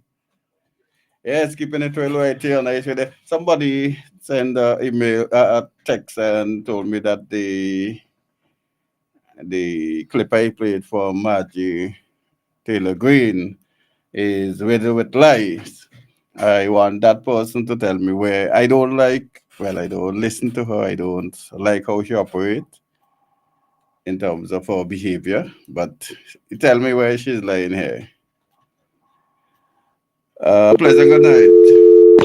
Okay. Pleasant good night. Good night, my brother Abraham and my brother Paya. Good night. Should I say watch a government or watch a family? Because you're free to say what you want. Okay then, well maybe I'll say if you leave the family, you will be destroyed politically. Okay? Mm-hmm. So don't leave the family. Stay with the family. Could be the only reason why my brother Dave, why a lot of lawyers scared to speak in St. Vincent and the Grenadines. All of them is a family thing. So the legal, brother Abraham, boss. I think that somebody better sponsor you to go and be a public, to go and study so that you will come back and represent the Vincentian people, because we need more public advocates out there. to speak on behalf of the Vincentian people. And you'll be speaking not because you want political office, but because it's your civic responsibility to move our people forward. So I cannot understand how our people could be so shallow that a political party could go out, they put some light in this in about Annisville, and I will feel like somewhere along the line that take away from the crime in St. Vincent and the Grenadines. Somewhere along the line that better the standard of living for the Vincentian people. Somewhere along the line, putting up some light out on Annisville Vincentian people is that decrease in the unemployment numbers in St. Vincent and the Grenadines. Is our young people guaranteed jobs? Is the national debt gonna be decreased because of some lights, some floodlights in the sky? What are we doing, Vincentian? How are we being productive people to actually reduce the national debt? We don't have answer for those things. And I just cannot see myself playing 3-card Monty with this man looking for the joker man when the jokes is on me. Find the joker man, Vincentian. You are the joker man because this prime minister take your resources and put it in the hands of foreign forests. Yes, he has destroyed farmers in Chateaubriand, and he has put it in the hands of one man. So I'm looking for the joker man.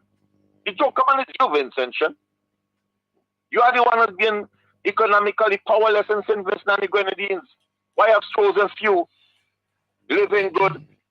Why the prime minister can't give back some of the porks that he's getting? Why can't he reduce VAT?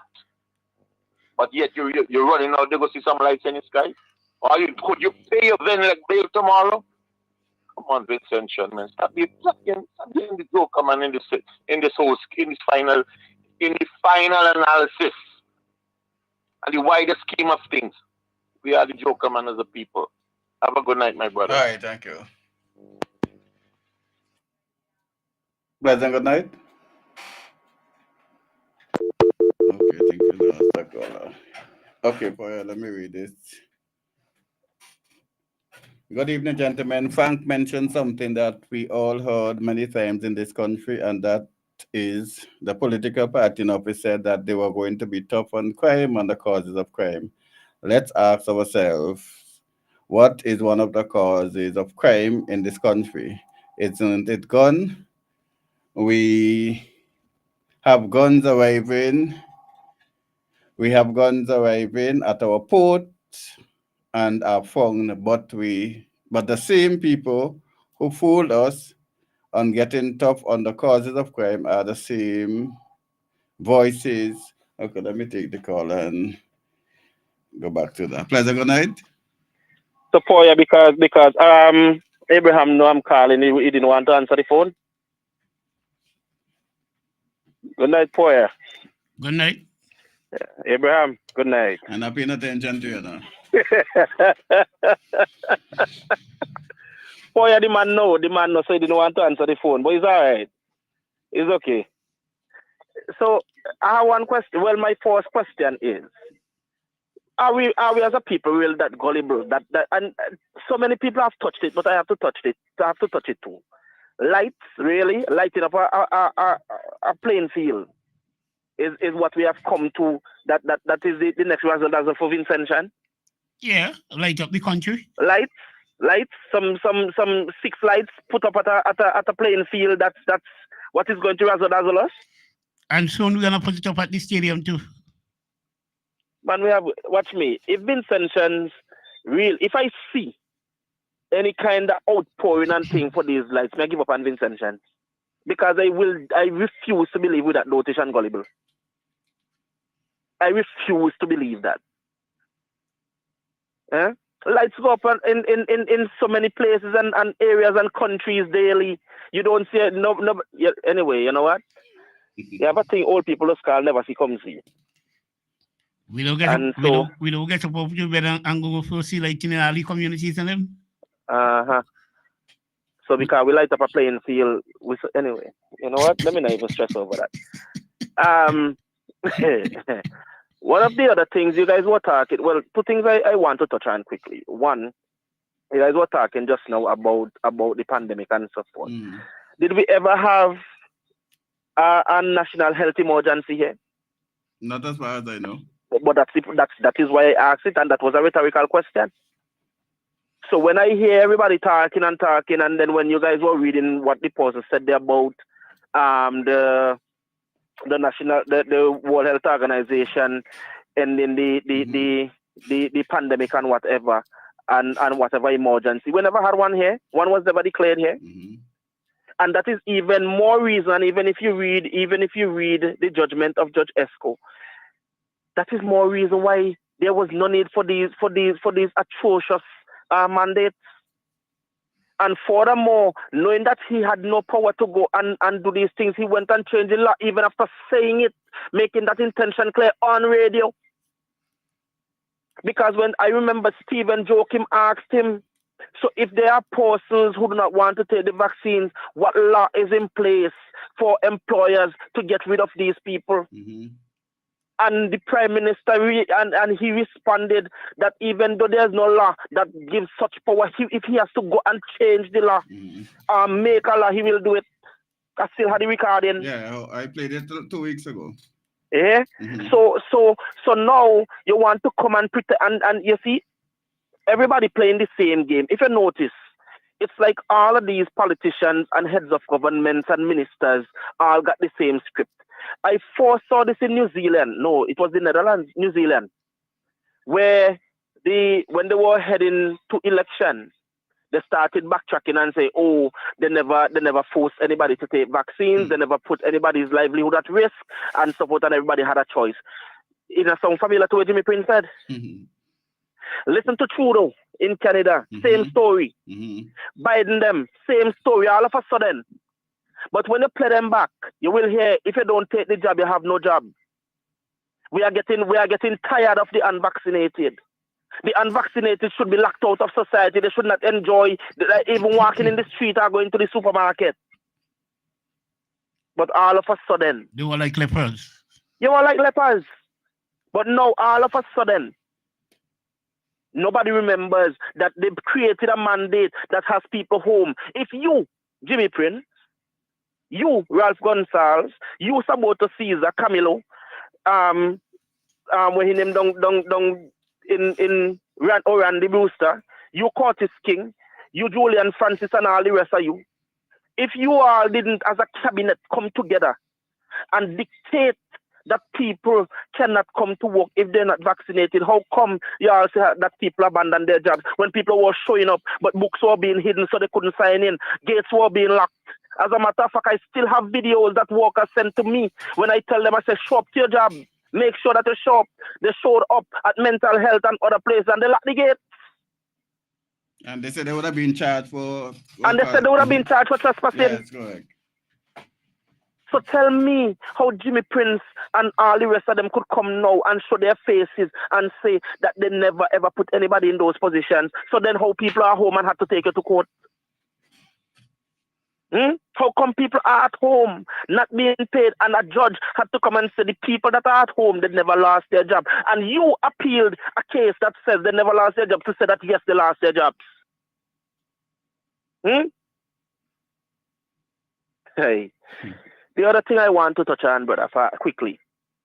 There's a piece of legislation that I touched on a couple Sundays ago that was enacted in 2021. So while everybody was running helter-skelter because of emergency here and there, the government was there doing some hanky-panky to the civil service. Yeah? And I think Poya might know what I'm touching on. Where they have now, quote-unquote, tried to make the CSO law. Remember, every time the government goes to court, when it comes to a matter in the civil service, they always try to use the CSO as a barrier, and they always get beat down and told the CSO is not law. It is a creature of cabinet, it is not law. The CSO never went to parliament and was read through and passed into law, never ever. And for all the years that was created, it was created in 1969. Yeah? 1969, 1970. You hear me? That was before our constitution. Our constitution came, and a lot of the things that are in that CSO, we keep on hearing Ralph Gonsalves talking about a post-colonial this and post-colonial that. Because the same post-colonial dictates for them he like to put in place to beat Vincentian. Yeah? It was a piece of slavery law that he tried to carry us to court under who were out there protesting. Yeah? To say that you can't have a meeting. That is an unconstitutional piece of law. That was since back in slavery days when you couldn't congregate. And the Constitution clearly says that you have a what? A right to assemble. Yeah? You have a right to assemble anywhere in SVG as a citizen. And so when I hear post-colonial this and post-colonial that, and they want to seek reparations, and we need reparations from Ralph and the ULP. Yeah? So when I hear these things, brother, I just shake my head, because now you want to take the CSO that is so unconstitutional. I know that any piece of legislation, once one piece goes against the Constitution, the entire document is unconstitutional. And if you really read the CSO, you will see where multiple sections of the CSO is unconstitutional. But you see, they like the CSO because the CSO is something that gives them the reach to could punish. Because the CSO has a lot of punishment in there. Give the abbreviation, so they love that. Give the abbreviation for the listeners. I know what it is, but this civil service orders. Okay, good. Yeah, it has a lot of beating in there, so they love that because they want to be able to take everything to beat. And that is why a whole appeal judge had to say it's the first time they see a government willing to take the law like this to beat the people. And we keep on seeing it. You see? We keep on seeing it. And so now you have, but you know what is laughable in all of this, Abraham? If you have a copy, send it for me, please. Of course, you will get a copy, brother. Good. You will get a copy. Because what I want to say just before is that the section 6 of the Constitution, which the CSO should come from the civil service order, that is deeply entrenched and it cannot be amended. But remember, to replace the CSO, there was the civil service orders that is enshrined in the Constitution. That is what I'm saying. That is deeply entrenched. So it had to be a two-thirds. Yeah, but that's the point. So, and it's just the same with the charge with sedition, but the sedition laws have been put out by England for so long, and we have new laws that have replaced the sedition act here, but it is still being used against people like me. You see what I'm saying? That's the last charge I'm on presently. You see what I'm saying? Yes. So when it suits them, we were post-colonial country. But then they're happy to use the very colonial powers to beat and subjugate. So back to that piece of legislation I was telling you about, and you'll get a laugh out of it. Because they know, and I want you to listen to this part carefully. Listen carefully. You know that no matter what happens in the civil service, and we know that the government puts their hand into the civil service, ministers do it. But you know, Ralph like to come, but I can't, as the minister, I can't do this and that in the civil service. You know, you love to say that, right? Now I wanted to listen to this part carefully. In that piece of legislation, you know who they have now put in that legislation and who they refer to as head of the civil service? The cabinet secretary. Follow my logic, eh? The cabinet secretary now is head of the civil service according to them in that document, which is nonsense. And I'm never going to take the CabSec and give the CabSec that respect as head of the civil service. You know why? Because it's the Constitution tells me. It's an illegal document. It's an illegal document. The Constitution tells me who is the head. It's the head of the Service Commission. And this Constitution says that the Service Commission is responsible for hiring, firing, discipline, promotion in the civil service. Yeah? So, when you're telling me now in the same document here, it says that the CABSEC is now manager of the civil service. Listen carefully. And then, who is head over CABSEC directly? Prime Minister. Who is head of cabinet? Prime Minister. And who does CABSEC report to and take orders from? The Prime Minister. All right then. So who now has their hand fully in the service according to that document? The Prime Minister. All right. So when anything goes, so if Kenson has to come and say that the Prime Minister dip his hand in promotions and so forth, you want to tell me that you go have to come tell me what to me? When his own document prove what I'm saying? You see what I'm getting at? Mm-hmm. You see what I'm getting at? So this is the kind of nonsense. And guess what? Guess what they're saying part of it now, to the last part of the document now, Abraham. They say any part of this document that is in contravention of the Constitution disregarded. Nonsense. You see what I'm saying? That same document says that, eh? That same document says that. So therefore, I am to disregard CABSEC as head of the civil service. But guess what? I am certain that since they put into that document that CABSEC is head of the civil service, CABSEC is getting paid as such. Eh? You start to follow me now? So then, when you want to take money, and we just use some nice terms in Parliament, misappropriate. I call this legal misappropriation because I bet you that CABSEC will be getting paid as head of the civil service. Because that's a whole, as manager, as a matter of fact, because that's a whole post right there by itself. Not so? But I'm supposed to disregard because you say disregard whatever is unconstitutional in the document. So therefore, I disregard the entire damn document. When the Public Order Act, the Public Service Order Act was repealed. Why did they repeal it? Well, I'll say when they repealed it in, I think, was 2009. It said they repeal it because it is unconstitutional, because the right to speak was being muzzled in that document. So you're giving people more right to talk. Man, we have to be sick. We have to be sick here. And people sit down here. In Parliament and other places and watch that thing pass and say nothing. And he burned me. He hurt me. Badly too. He hurt me badly because this is affecting every single civil servant in this country.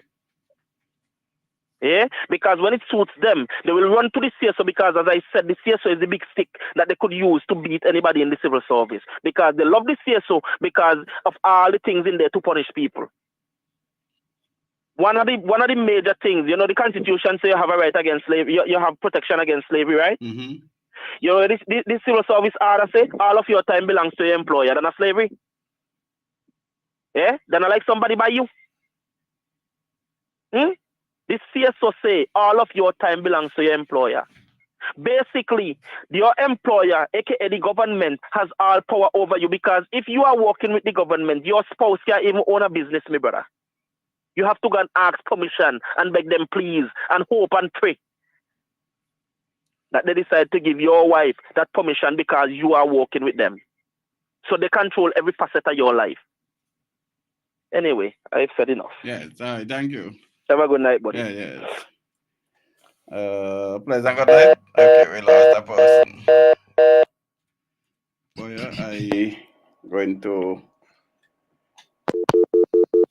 I'm going to take a break on these thing and read these email, and I want to get back to Kenton presentation later on. So let me just read these two.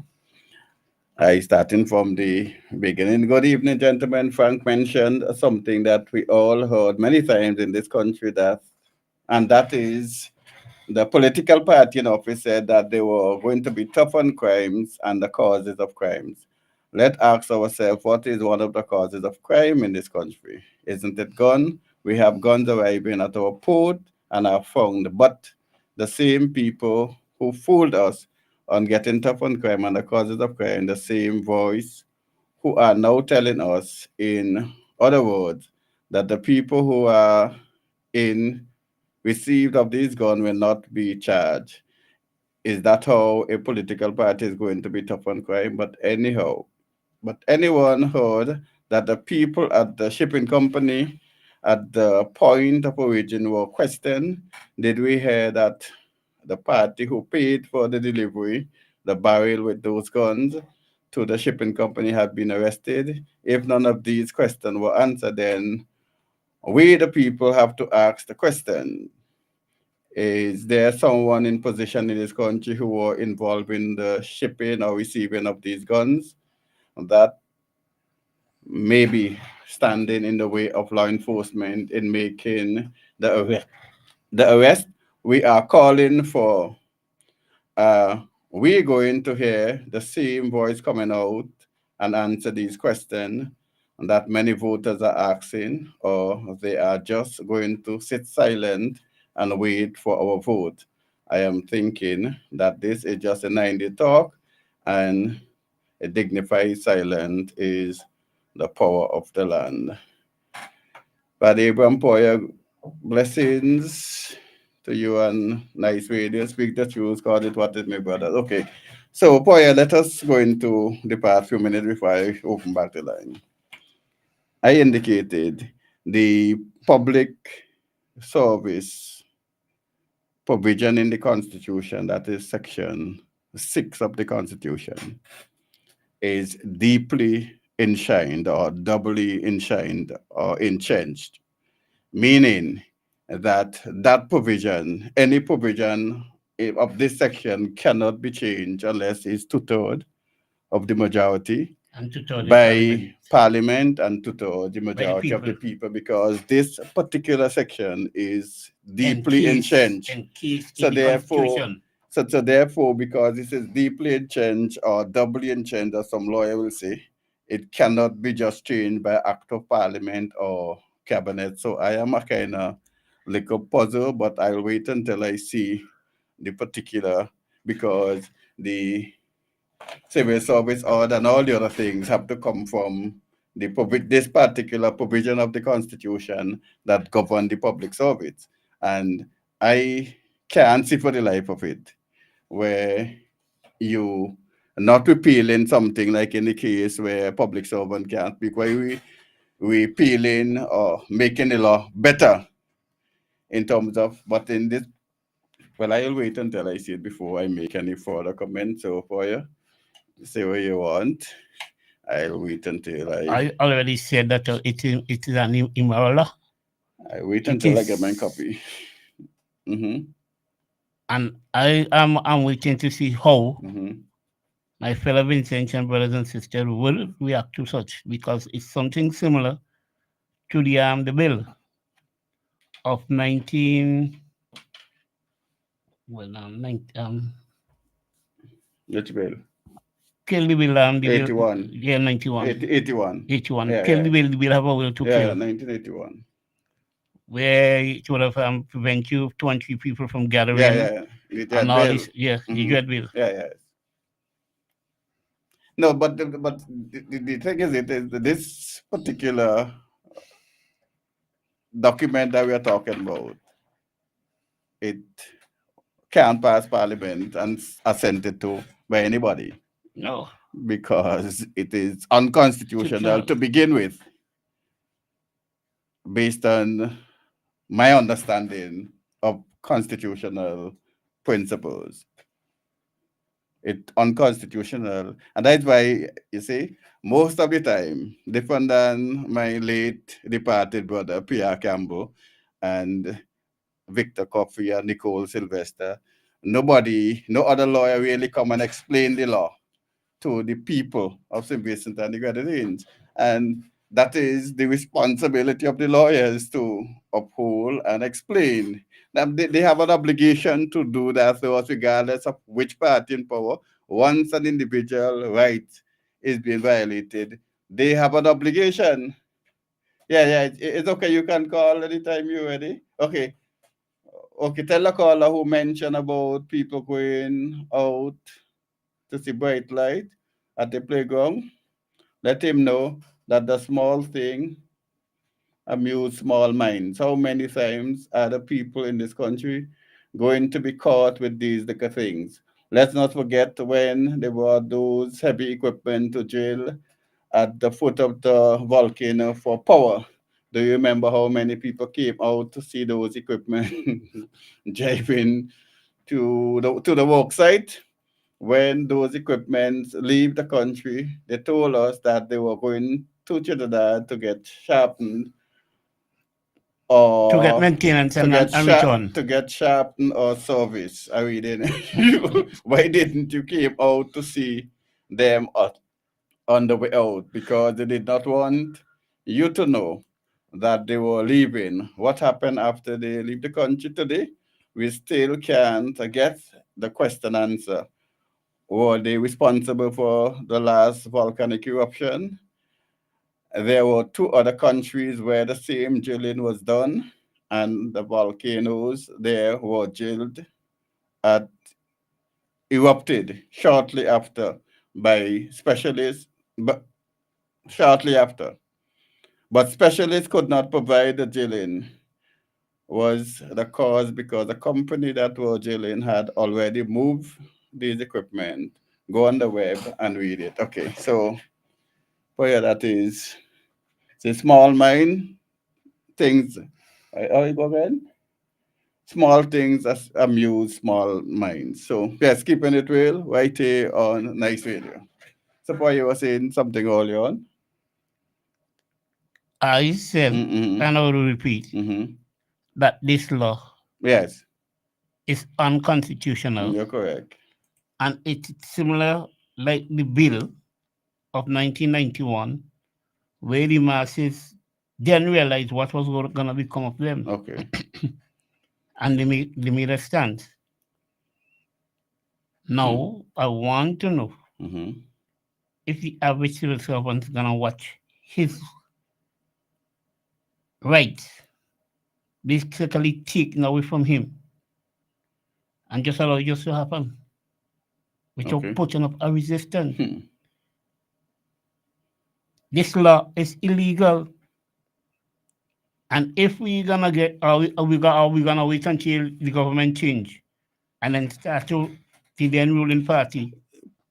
I know a lady, sorry, I know a lady, my good friend indicated last week that we should ease up on the opposition. But there are two active lawyers in parliament that are on the opposition bench and maybe many more in the opposition party. What their role when unconstitutional bill are being taken to the House, different than indicating in the House that the bill are unconstitutional, or what about the court? Because the court is the next buffer between for our constitutional rights.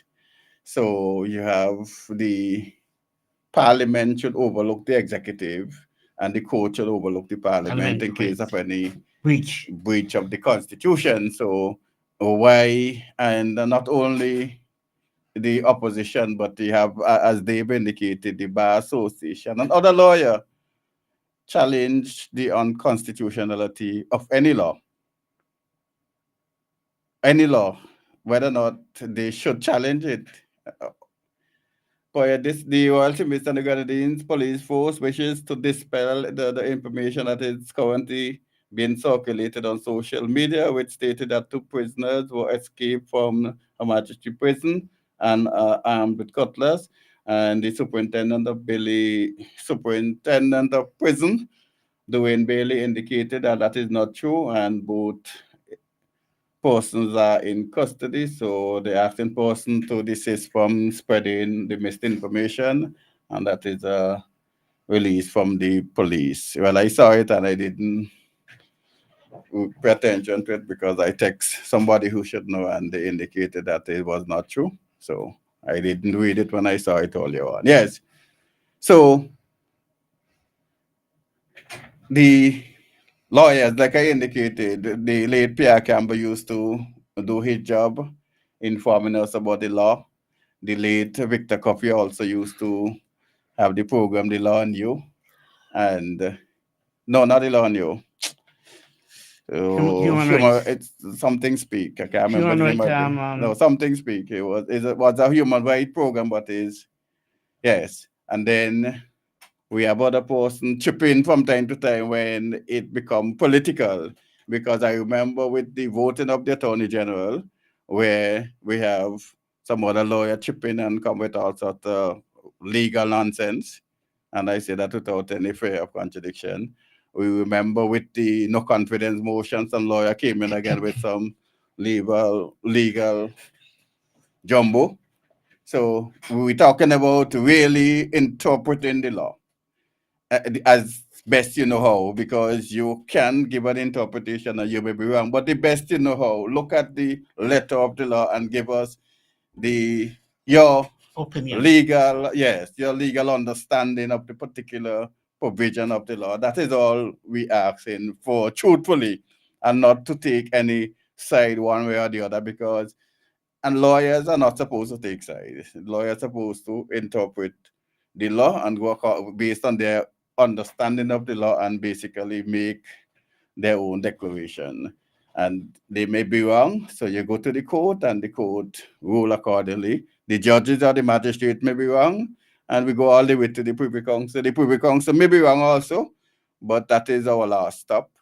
We cannot go beyond the Privy Council, so we accept, or we have to abide. I don't know if we accept might be the right word, but we have to abide by the ruling, because we state from time to time we are a country of laws and not of men. So,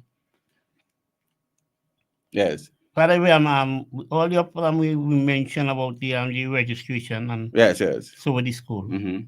But something just came to me, and I wonder if it's not exploitation. Mm-hmm. Ever so often you hear the conference from coin at the school of Pianware. Mm-hmm. Right? And the latest one is your Pianware for friendship. Because every first Friday in the month is being paying as friendship week, right? Why you have to pay? I have a different take on it than you and the Prime Minister. You see, the school need money to run, and it's a form of fundraising. So it's best just say that. But we know that they have to tell us that. We know it's a fundraising. So instead of the Prime Minister and you, what they should do is give the school, allocate the money to the schools so that they wouldn't have to be in fundraising to get certain basic stuff that they need at the school. We know it's a fundraising. But I can pay for friendship. So therefore, if you're paying for friendship, let me don't go with slogan. It's a fundraising activity. I'm going with that because that is what you're using. Yeah, but it's a fundraising activity. It's best to say that we're gonna be having this activity. It's a fundraising activity. And we are asking if you could contribute something. Yeah, but instead of saying pay and wear.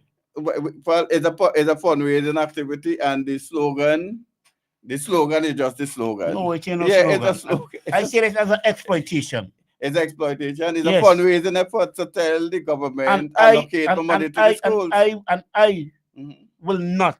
I would guess my grandchildren pretty close and they would go, but I'm not giving you any money. If you tell me that you want a contribution, let me take the call. I will do that. I'll come back to you. A pleasant good night. Good night. Good night. Good night. Good night.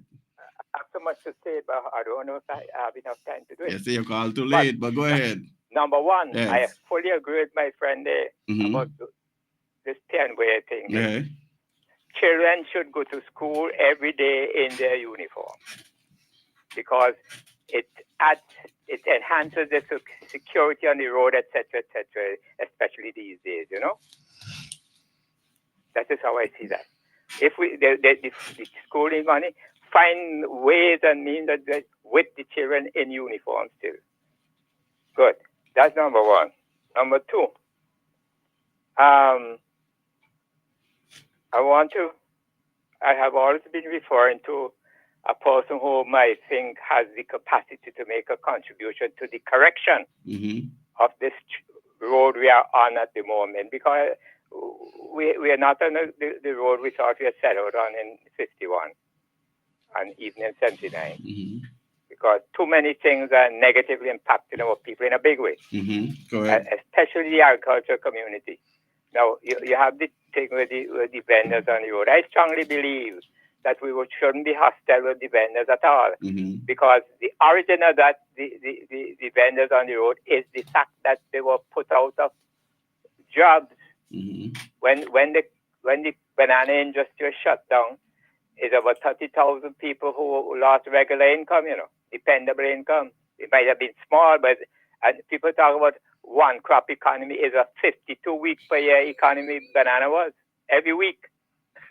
Every week, money was coming into those small people. And another helpful thing is that some of our artisans were able to operate from home, the home base, so the family structure was fortified.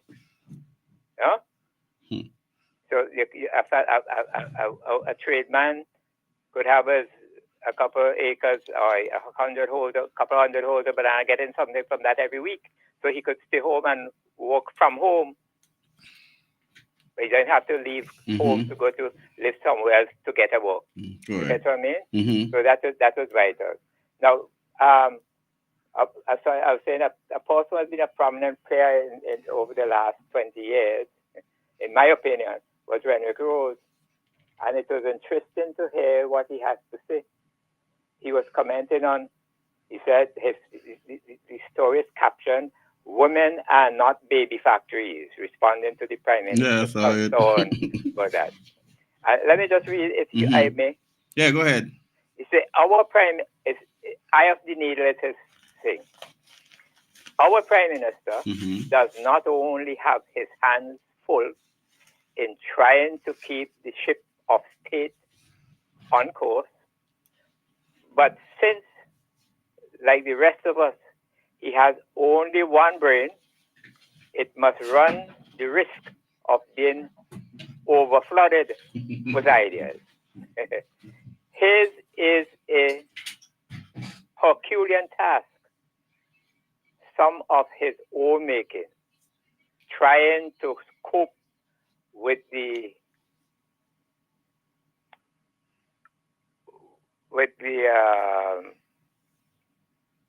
multitudinous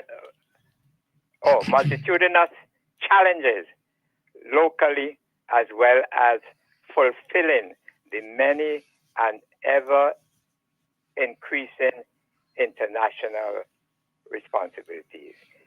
So I salute Mr. Rose for that even. What did he say in the article? Pardon me? Oh, okay. The article finished? No, that is just the main part. Oh, you know? because that main part ain't nothing to me. No, but it didn't say much. But it ain't said nothing. No, I wouldn't say it hints that he is chiding obliquely the Prime Minister for, I'm saying a lot of the stuff that he is trying to address have been of his own making. Okay. That I think that's a strong point, coming as it does from the man who was the leader of the ODD, and we are saying that the ODD has not over these years been making a strong enough effort. Yeah, but is the dead people talk? No. Okay. All right. Well, you probably have, because you're in town, you probably have better knowledge than I have. I was just judging from what the gentleman had presented in 2001, because he had said that he was going to stand up. Yeah, they told us that.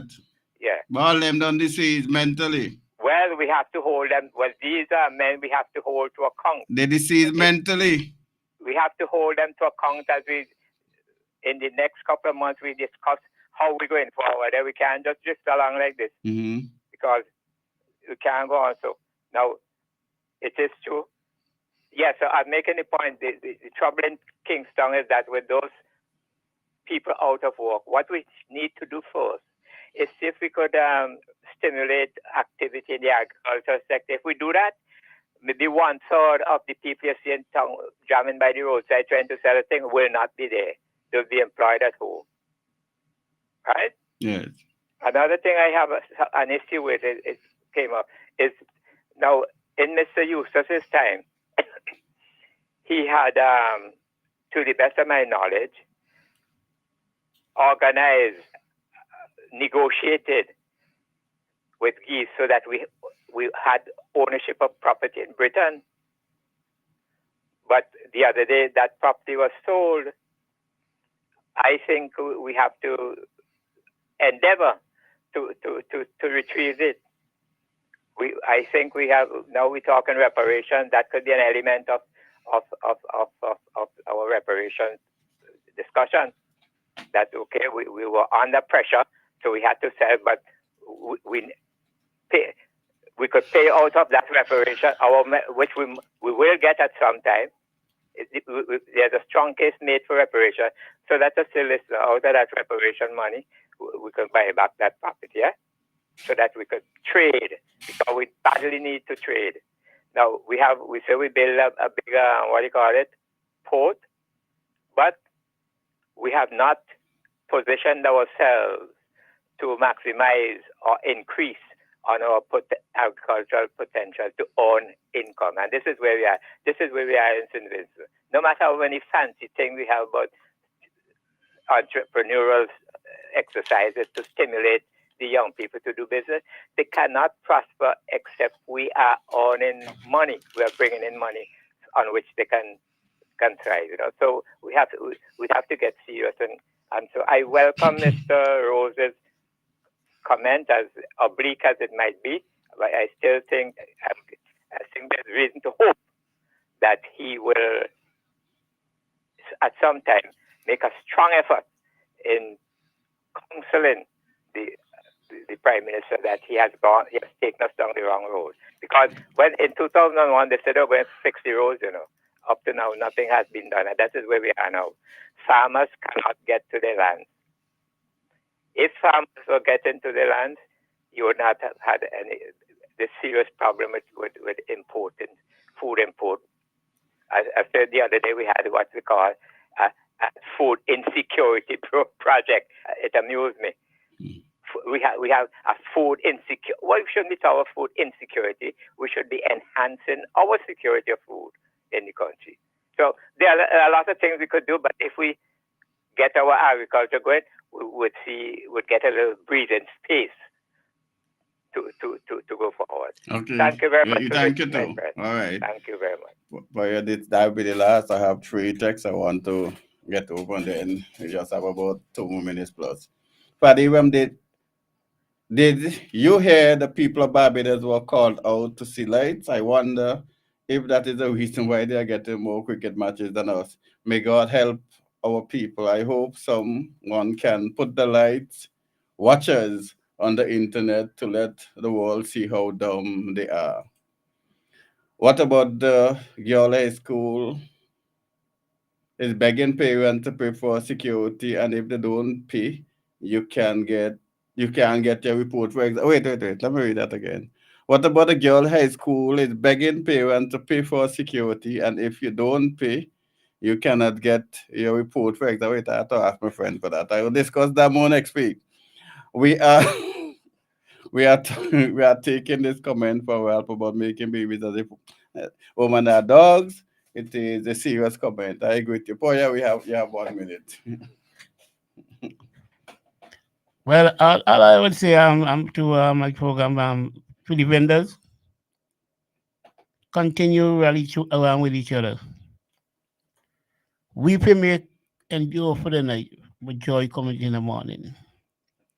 And all who fight against the widows, the fatherless, the orphans, the babies, the children, the females, they will face the wrath of God in time. I have nothing more to say. Enjoy your weekend. Yes, keeping it real right here, Night Trader, as we continue to bring you our opinion and our commentaries.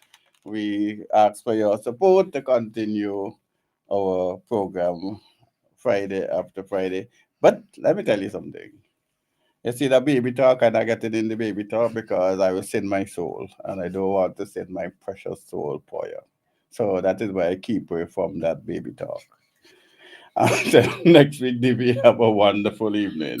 Morning Joy. Time for food for the soul. Hallelujah. We start our day right by praising the Lord in gospel song. From the wee hours of the morning to 6:30 a.m. Early morning joy. As it is in this country, a lot of persons are listening to this program religiously. You look out for this program. I think the only thing about this program right now, maybe the 2020 cricket, because some people say they're glad that West Indies not playing tonight so that they could enjoy the program once we are on. We get a little more time, so you have about So, you could. Yes. But I'm saying, while you sit back and you listen to the program, as I mentioned before, the station will run on water, and we ask for your little contribution by Nightingale. You don't have to meet us and give us it. It's not going into our pocket.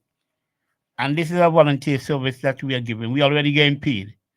The payment that we are getting is to know that we are reaching you and you are understanding what we are saying. Some may not agree with us, but many of you are being enlightened and informed and educated to make sure that you can make educated decisions. Now, we have dealt with issues such as the NIS, and we'll continue to deal with that. We continue to deal with the labor laws and how it's impacting on workers. And Father Abraham, by the way, we really have to get in back on the labor laws when we're going to be dealing and addressing that whole situation with severance payment and gratuity. Somebody who have a daughter going to the girls' high school, please give me a call. The thing is now called, well, I'm told it is called a security and hygiene fee. That is what it's called at the girls' high school, I was told. But I have the full information. I will get back to you on that next week, like I indicate. So I know about that. But the schools, the schools, most of the time, well, some of the schools are private security or the auxiliary police officers. So why should the parents have to incur additional cost, if it's true, to pay for the security? But like I say, we got to deal with that. Well, those who are going to the school have to discuss that matter. I think those are matters that need to be addressed. And addressed where? At the PTA and those sort of things. Okay. They need to be. Why they have no need for additional fee for security? You don't need no discussion on that. The government provides security for the schools. No, but if you don't have fun, because sometimes the government provides security for the schools. The children should not be paying for security. That is what I'm saying. But they also have some other aspect they call the hygiene bin, because it's female and they are in a stage of their development. So, in a matter of ensuring ought to be responsible and teach the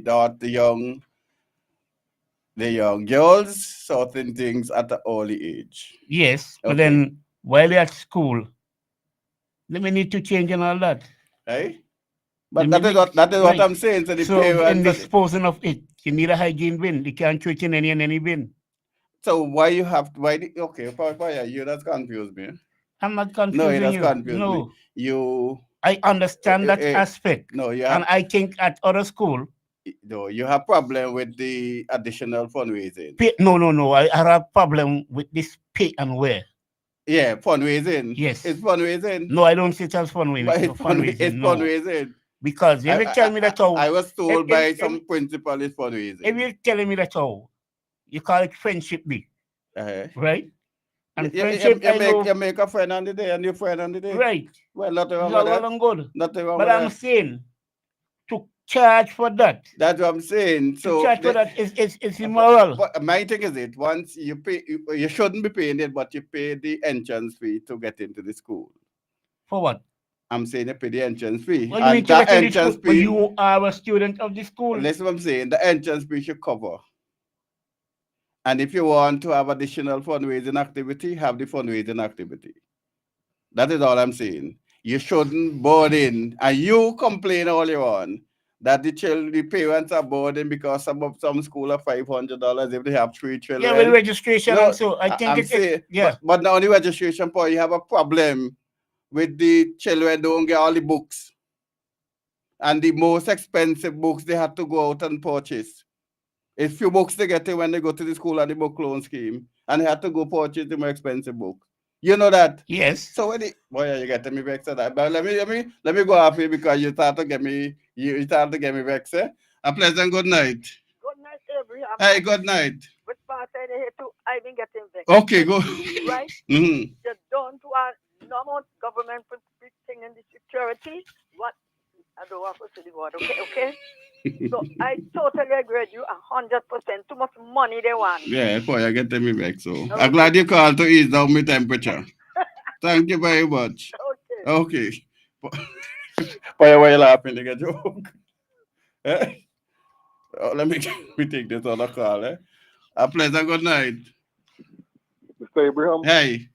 I believe the hydrant they're talking about is the dog fleas.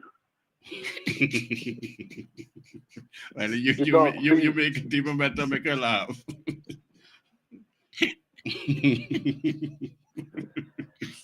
Oh boy. That's what boy I said. Oh boy. Yeah, I'm glad for them to call because boy, they really getting me mad, man.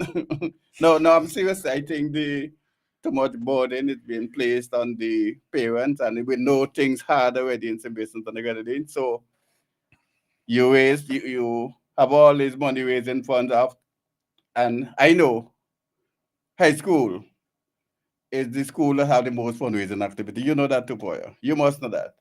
And therefore, some of the money could go in helping the children. You could go and ask for sponsor. I know where teachers ask for sponsor to paint the classroom when it should be done by government or Braxa, where teachers have to go out and ask for sponsor to paint the classroom. That shouldn't be. I know schools and cities where teachers have to do that. That shouldn't be poor, yeah? And use the children to paint the classroom. Papa, you getting me bad. You see, you getting me mad. So let me take the call. Pleasant good night. Good night. Yeah, good night, Abraham. Yeah, you have extended time? Well, I'm waiting on something to do. Yes, we have a little extended. Let me tell you this. It's 10 way. Yes. And then they have another calling. This call it Fundy. Correct. Imagine that pay and way, and you have Fundy. With Fundy, now it's like a fee. Mm-hmm. They bring the bouncing castle and they have this and that. And I don't know them trainers learn. I don't know because every minute is something. I was told that they have one way where the fun issue too. Yeah, fun issue your way different than the normal school board. That's yes. to do with and they have one they call Karede. You know the Karede? Yeah. Where parents have to go and if the child says they want to be a police. Yeah, I know that. The parents go dress them up. Yeah. No, says police, army man. Yes, I know that. Man, it's so much. Mm-hmm. Yes, and you have to find money. Mm-hmm. Look, they had graduation this week for primary school. Yes. You have to find $175 for graduation and all that. You know, I want to talk about the school. Yes.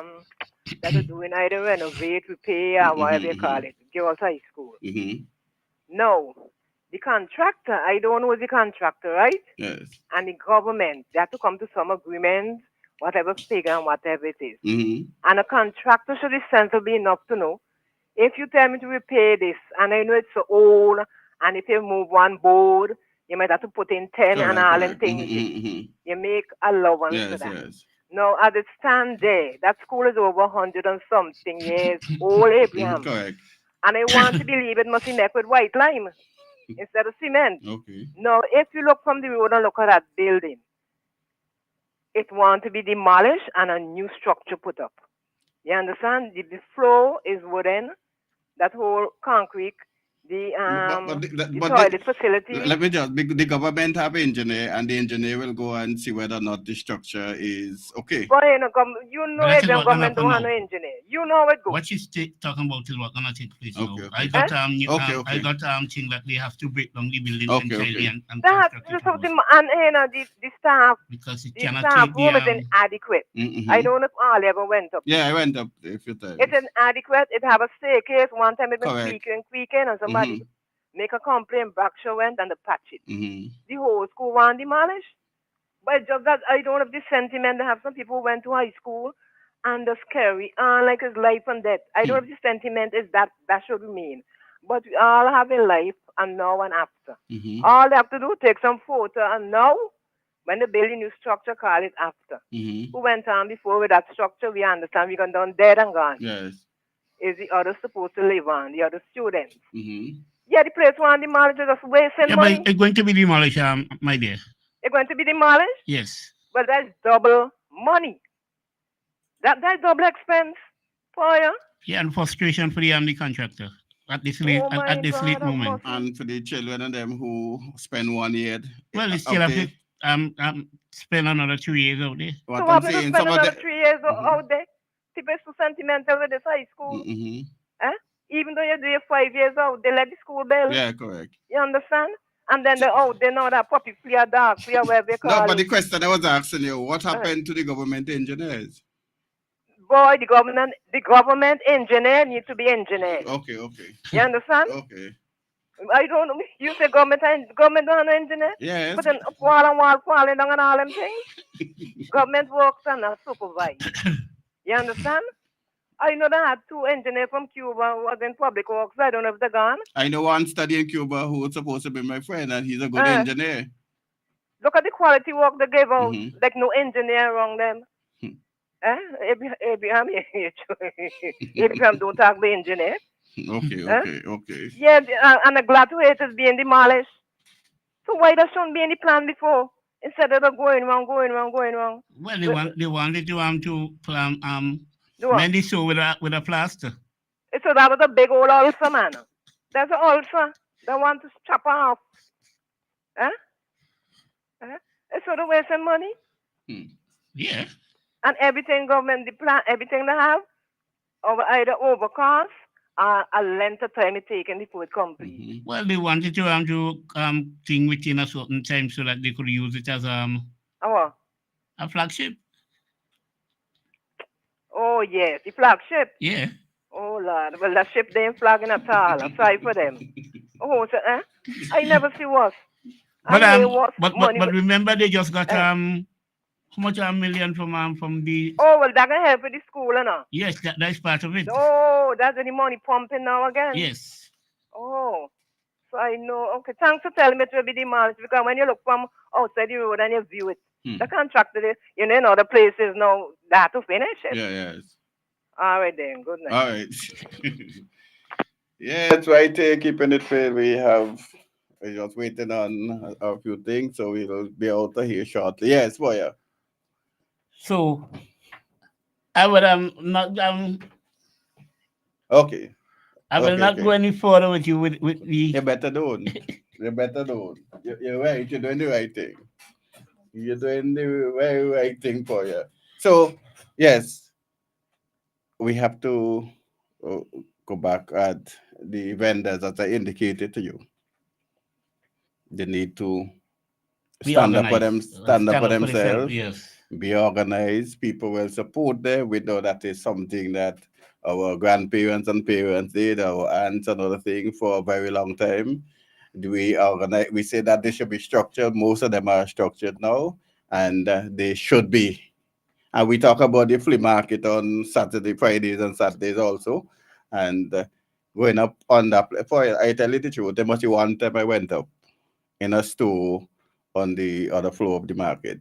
Most of the time is on the ground floor alone, nothing else. So I know I ain't going up there for nothing. And you're not the only person that is saying that. No, I'm telling you that I ain't going up there for nothing. If If I want something, I have a friend up there, they don't want to bring it down for me, it's too bad for them. So, and you have to keep, most of the vendors are elderly. Exactly. Most of them. And we could do something better. We spend all sorts of money to do all sorts of things. We could do something better, but they have to stand up for themselves. And until they stand up for themselves, boy, you're going to be preaching. Pleasant good night. Good night, Dr. Good night. Abraham. Good night. And Adrian Holmes. Yes. Good night, Mr. Father. Good night. Father Abraham. Hi. When I hear about the children have to pay Mm-hmm. for the security, for their own security, Yes. you never come to mind? No. They have to pay for their own security so that they could lock up the dark free. The dark and the dark free about them. So they have to get their own security that the security could lock up them free. The dog and the put on them. Because I can't understand how you can tell me. I send my children to school and I have to pay for their own security. So that means the school is very secure. A whole lot of nonsense people that telling children they have to pay for. You have to bring money for this and bring money for that and bring money for that. But you can use some of the, we call it again, the people, you can use some of the security that does have spoil people and them and send two of them out there to secure. All them Yes. security people that got to check with people. Yeah, you can use two of them. Appease. Mm-hmm. And tell them we and check up people for the food. Tell them and send them to go you can security with the school. Correct, you can use two of them out that side I to do don't want to security. send them. Yes. But somebody must with bust one of them for them people there. No, we ain't supporting violence. No, we ain't supporting that. No, I'm not supporting violence, but thing will get out of hand one these days. I believe people not take out them thing and kill me. That thing with a woman with a 32 pound a piece, like they put me mind whole time. Okay. Oh, gracious me. The woman, they put down the bag, they just come out of the bus and sell a pound a piece, like they scammed up everything and go with them. Over $300 bought in peas, I never get a cent back. But there should be some redress. Because I need the lady that be had a son in here, what could have happened? There should be some complaint body and they should be redressed and she should be rewarded. Human you get Yeah, she should. Correct. If that is the case, she should get paid for it. I am not encouraging violence, but violence could have come there. If the lady be somebody there, you see. So they move them, then carry them, go watch them in the school. Yeah, it's correct. Some of them need to go there to get something from the fleas. It might get more sense. When they want money for going around club again, they can scam the people thing and go to the thing for get money for going around club again to sell them as security. Boy, this country here. Alright, but okay, all right. And doctor, my doctor. Yeah, take it easy. Yes, keeping it real right here. Probably serious. You have a lot of security down at the town board. Some of them could. Unnecessary. Yeah, some of them could go and assist with the school in terms of the security at the high school. So the principal of the high school request from town board to send two of the security out there to help you, and the town board will be paying, not the parents. Yeah, so we could do that. For your laughing, we could do that. Yeah, so, and the other part? What I am going to address tonight, Abraham, is the whole anomaly in the payment for the daily paid workers with this new minimum wage. And all people, I don't know, I can't understand. I was supposed to, just before, I was supposed to take up with something to say, go deal with all of that one time. You indicated that the unsheltered worker, the horticulture unsheltered workers, they want to work only 2 hours and a half or 2 hours and get the full salary. That is what you suggest. That is what you indicated earlier on. No. Oh, okay. I said that is what is happening with farmers. That's what I'm asking you. Private farm. That's what I'm asking you. But that is not the law. No. It's supposed to be 4 hours. 4 hours. That's what I'm saying. So they don't have to pay them, but they may not work. So they want the work done, so they pay. And I'm now going to say some of them can't even work for $20, but I ain't going to say that. Yes. But the situation I'm talking about, Yeah, I'm talking about those who now work with agriculture itself. By the stud center, the various propagation station in the field. And you have the new workers that just come on. You start at 50, but you also give them some increase. So they are now at 57. And you have workers who have been working for as long as 30 years. It can't be. This is a gross anomaly. This in a rocket sense. So if you ain't gonna be increasing these people pay to 57, and I am at 57, at least the 7 that you put on for them from the 50, put on the 7 on me, say I will go 64. That is fairness. So explain to me something, boy. When they had the increase over the years, their pay never moved. Some workers were very grossly underpaid. Okay. Some workers were getting $20. Okay. So as they $20 an hour? A day. A what? A day. Go on. You're talking about like about 80 years ago? No. When are you talking about, boy? I'm talking about even up to the 2005, 2007. No, I can't believe that. I'm telling you. Somebody got to show me the No, I could show you that. Yeah, I want it. I could show you that. I have championed the cause of those workers. At times, sometimes I even took the initiative on my own and increased the thing. Okay. $20 a day, you know? Yes, $20 a day. Did they get 1 hour? Huh? 1 hour? I mean 1 hour. And that time they were working 6 hours. 1 hour. No, they were working 6 hours. From 7 to 1. Or from 8 to 3. Okay. I'm telling you. In St. Vincent? Here in St. Vincent, yeah. So while this government is bragging that they have increased minimum wage over the years, yes. But they have not done a proper job of the minimum wage. That's why I'm saying you don't give people a minimum wage. Right? You give them a living wage. And that it could be easily worked out. So normally you have a wages council that does be established. Well, they take some people and put them there, and sometimes a lot of them don't understand the whole thing because I've been talking about the domestic workers. Right?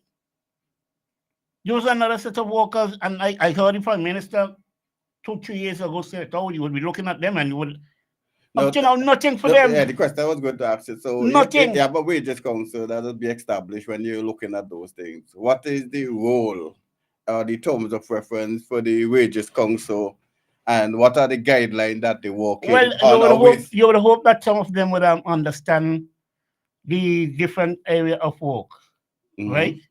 No, okay. And analyze it. You have some weighting that you would give to certain aspect, and then you would come up with something that is would verify the work that they are doing. So you are not asking for something that would be extravagant or something that would be reasonable based on okay, like for instance, if you say you have a maid in the kitchen by someone, so her responsibility is to prepare the meals, clean the kitchen, wash the thing and whatever. So you say, okay, she dealing with this sort of thing, she has to know about measurement, she has to make sure she can cook for diabetic people and all that. So she has to understand the whole nutrition aspect. So you work that out and say, well, okay, I think $55 a day is not too bad for somebody like that's starting off. Right? I'm listening. As compared to somebody now who just basically come and they will just clean out. So they clean out rooms and then make up the bed and whatever. So you would say, okay. Let me take this call. This one was at 45 is not too bad. Pleasant good night. For Abraham. Hey. I heard Mr. Pius talking something about people getting $20 a day. Used to say it in 2025. 25, I mean, sorry. Now, I was working on government truck from 1972. We was getting $25 a day. In 72? In 72. And in 2005, they're getting 20? What really happened? We used to make up that money with overtime. So, anytime after 4, and we work, will be 2 or 3 hours. You get We 10 get and a half. people that depend. So our salary used to come up from maximum that could really carry on. How much penny bread they used to get in 72? Huh? How much penny bread they used to get in 72? Much. How much penny bread they used to get in 72? Well, the bread was 25 cents, 12 cents. No, don't try that. Because when I was used to buy bread, it was 10 cents and 8 cents. Don't try that. Yeah?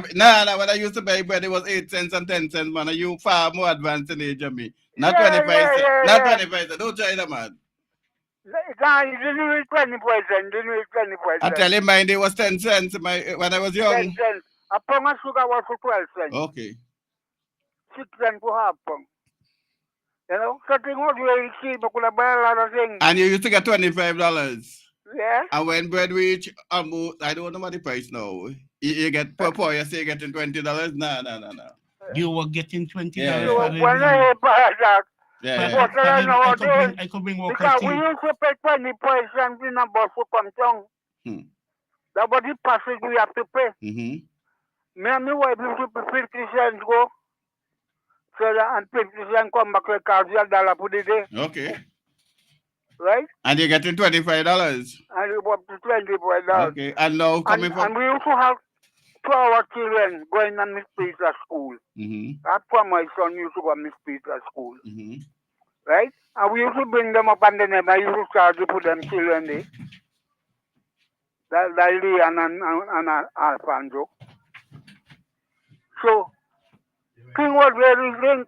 When I go with the $5 in the shop and buy a basket of load I used to get to go home. So, thing was really cheap and then there's penny bread. Half pound of sugar for cheese and 12 cents a pound. Them kind of thing there. When you buy a chocolate was hate me for chocolate. And penny. Quarter pound of milk. 6 cents. So the money could have really work out. I used to go outside while I walk in and government truck and have to go down in a river to drive up stone. From 8 o'clock to 12 o'clock. And from 12 o'clock to 4 o'clock. We did down in a Gargoyle River, a heap of stone. And he had to look at the long neck. And if we not get to load the stone, we can't get the pay.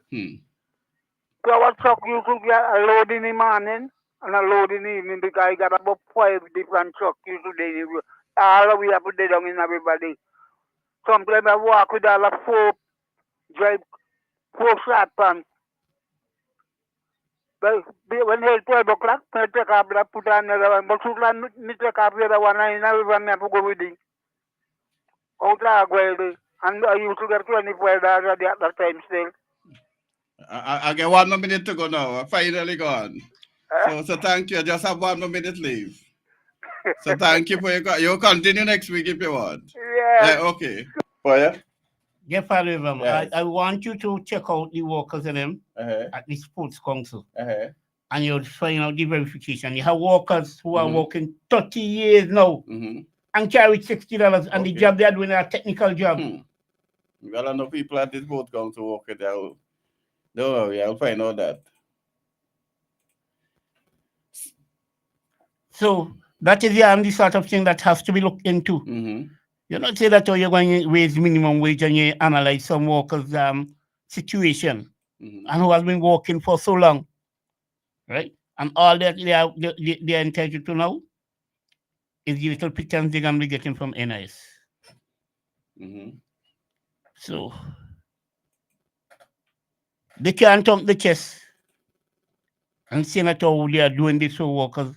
I am telling you, under this regime, everything they touch concerning workers has been nothing but a failure. And I'm telling you that. The reclassification. Remember, they are the first government that ever give a 0.5% salary increase. Right? I'm going to reclassify you out of here. So until next week, DB, have a wonderful evening.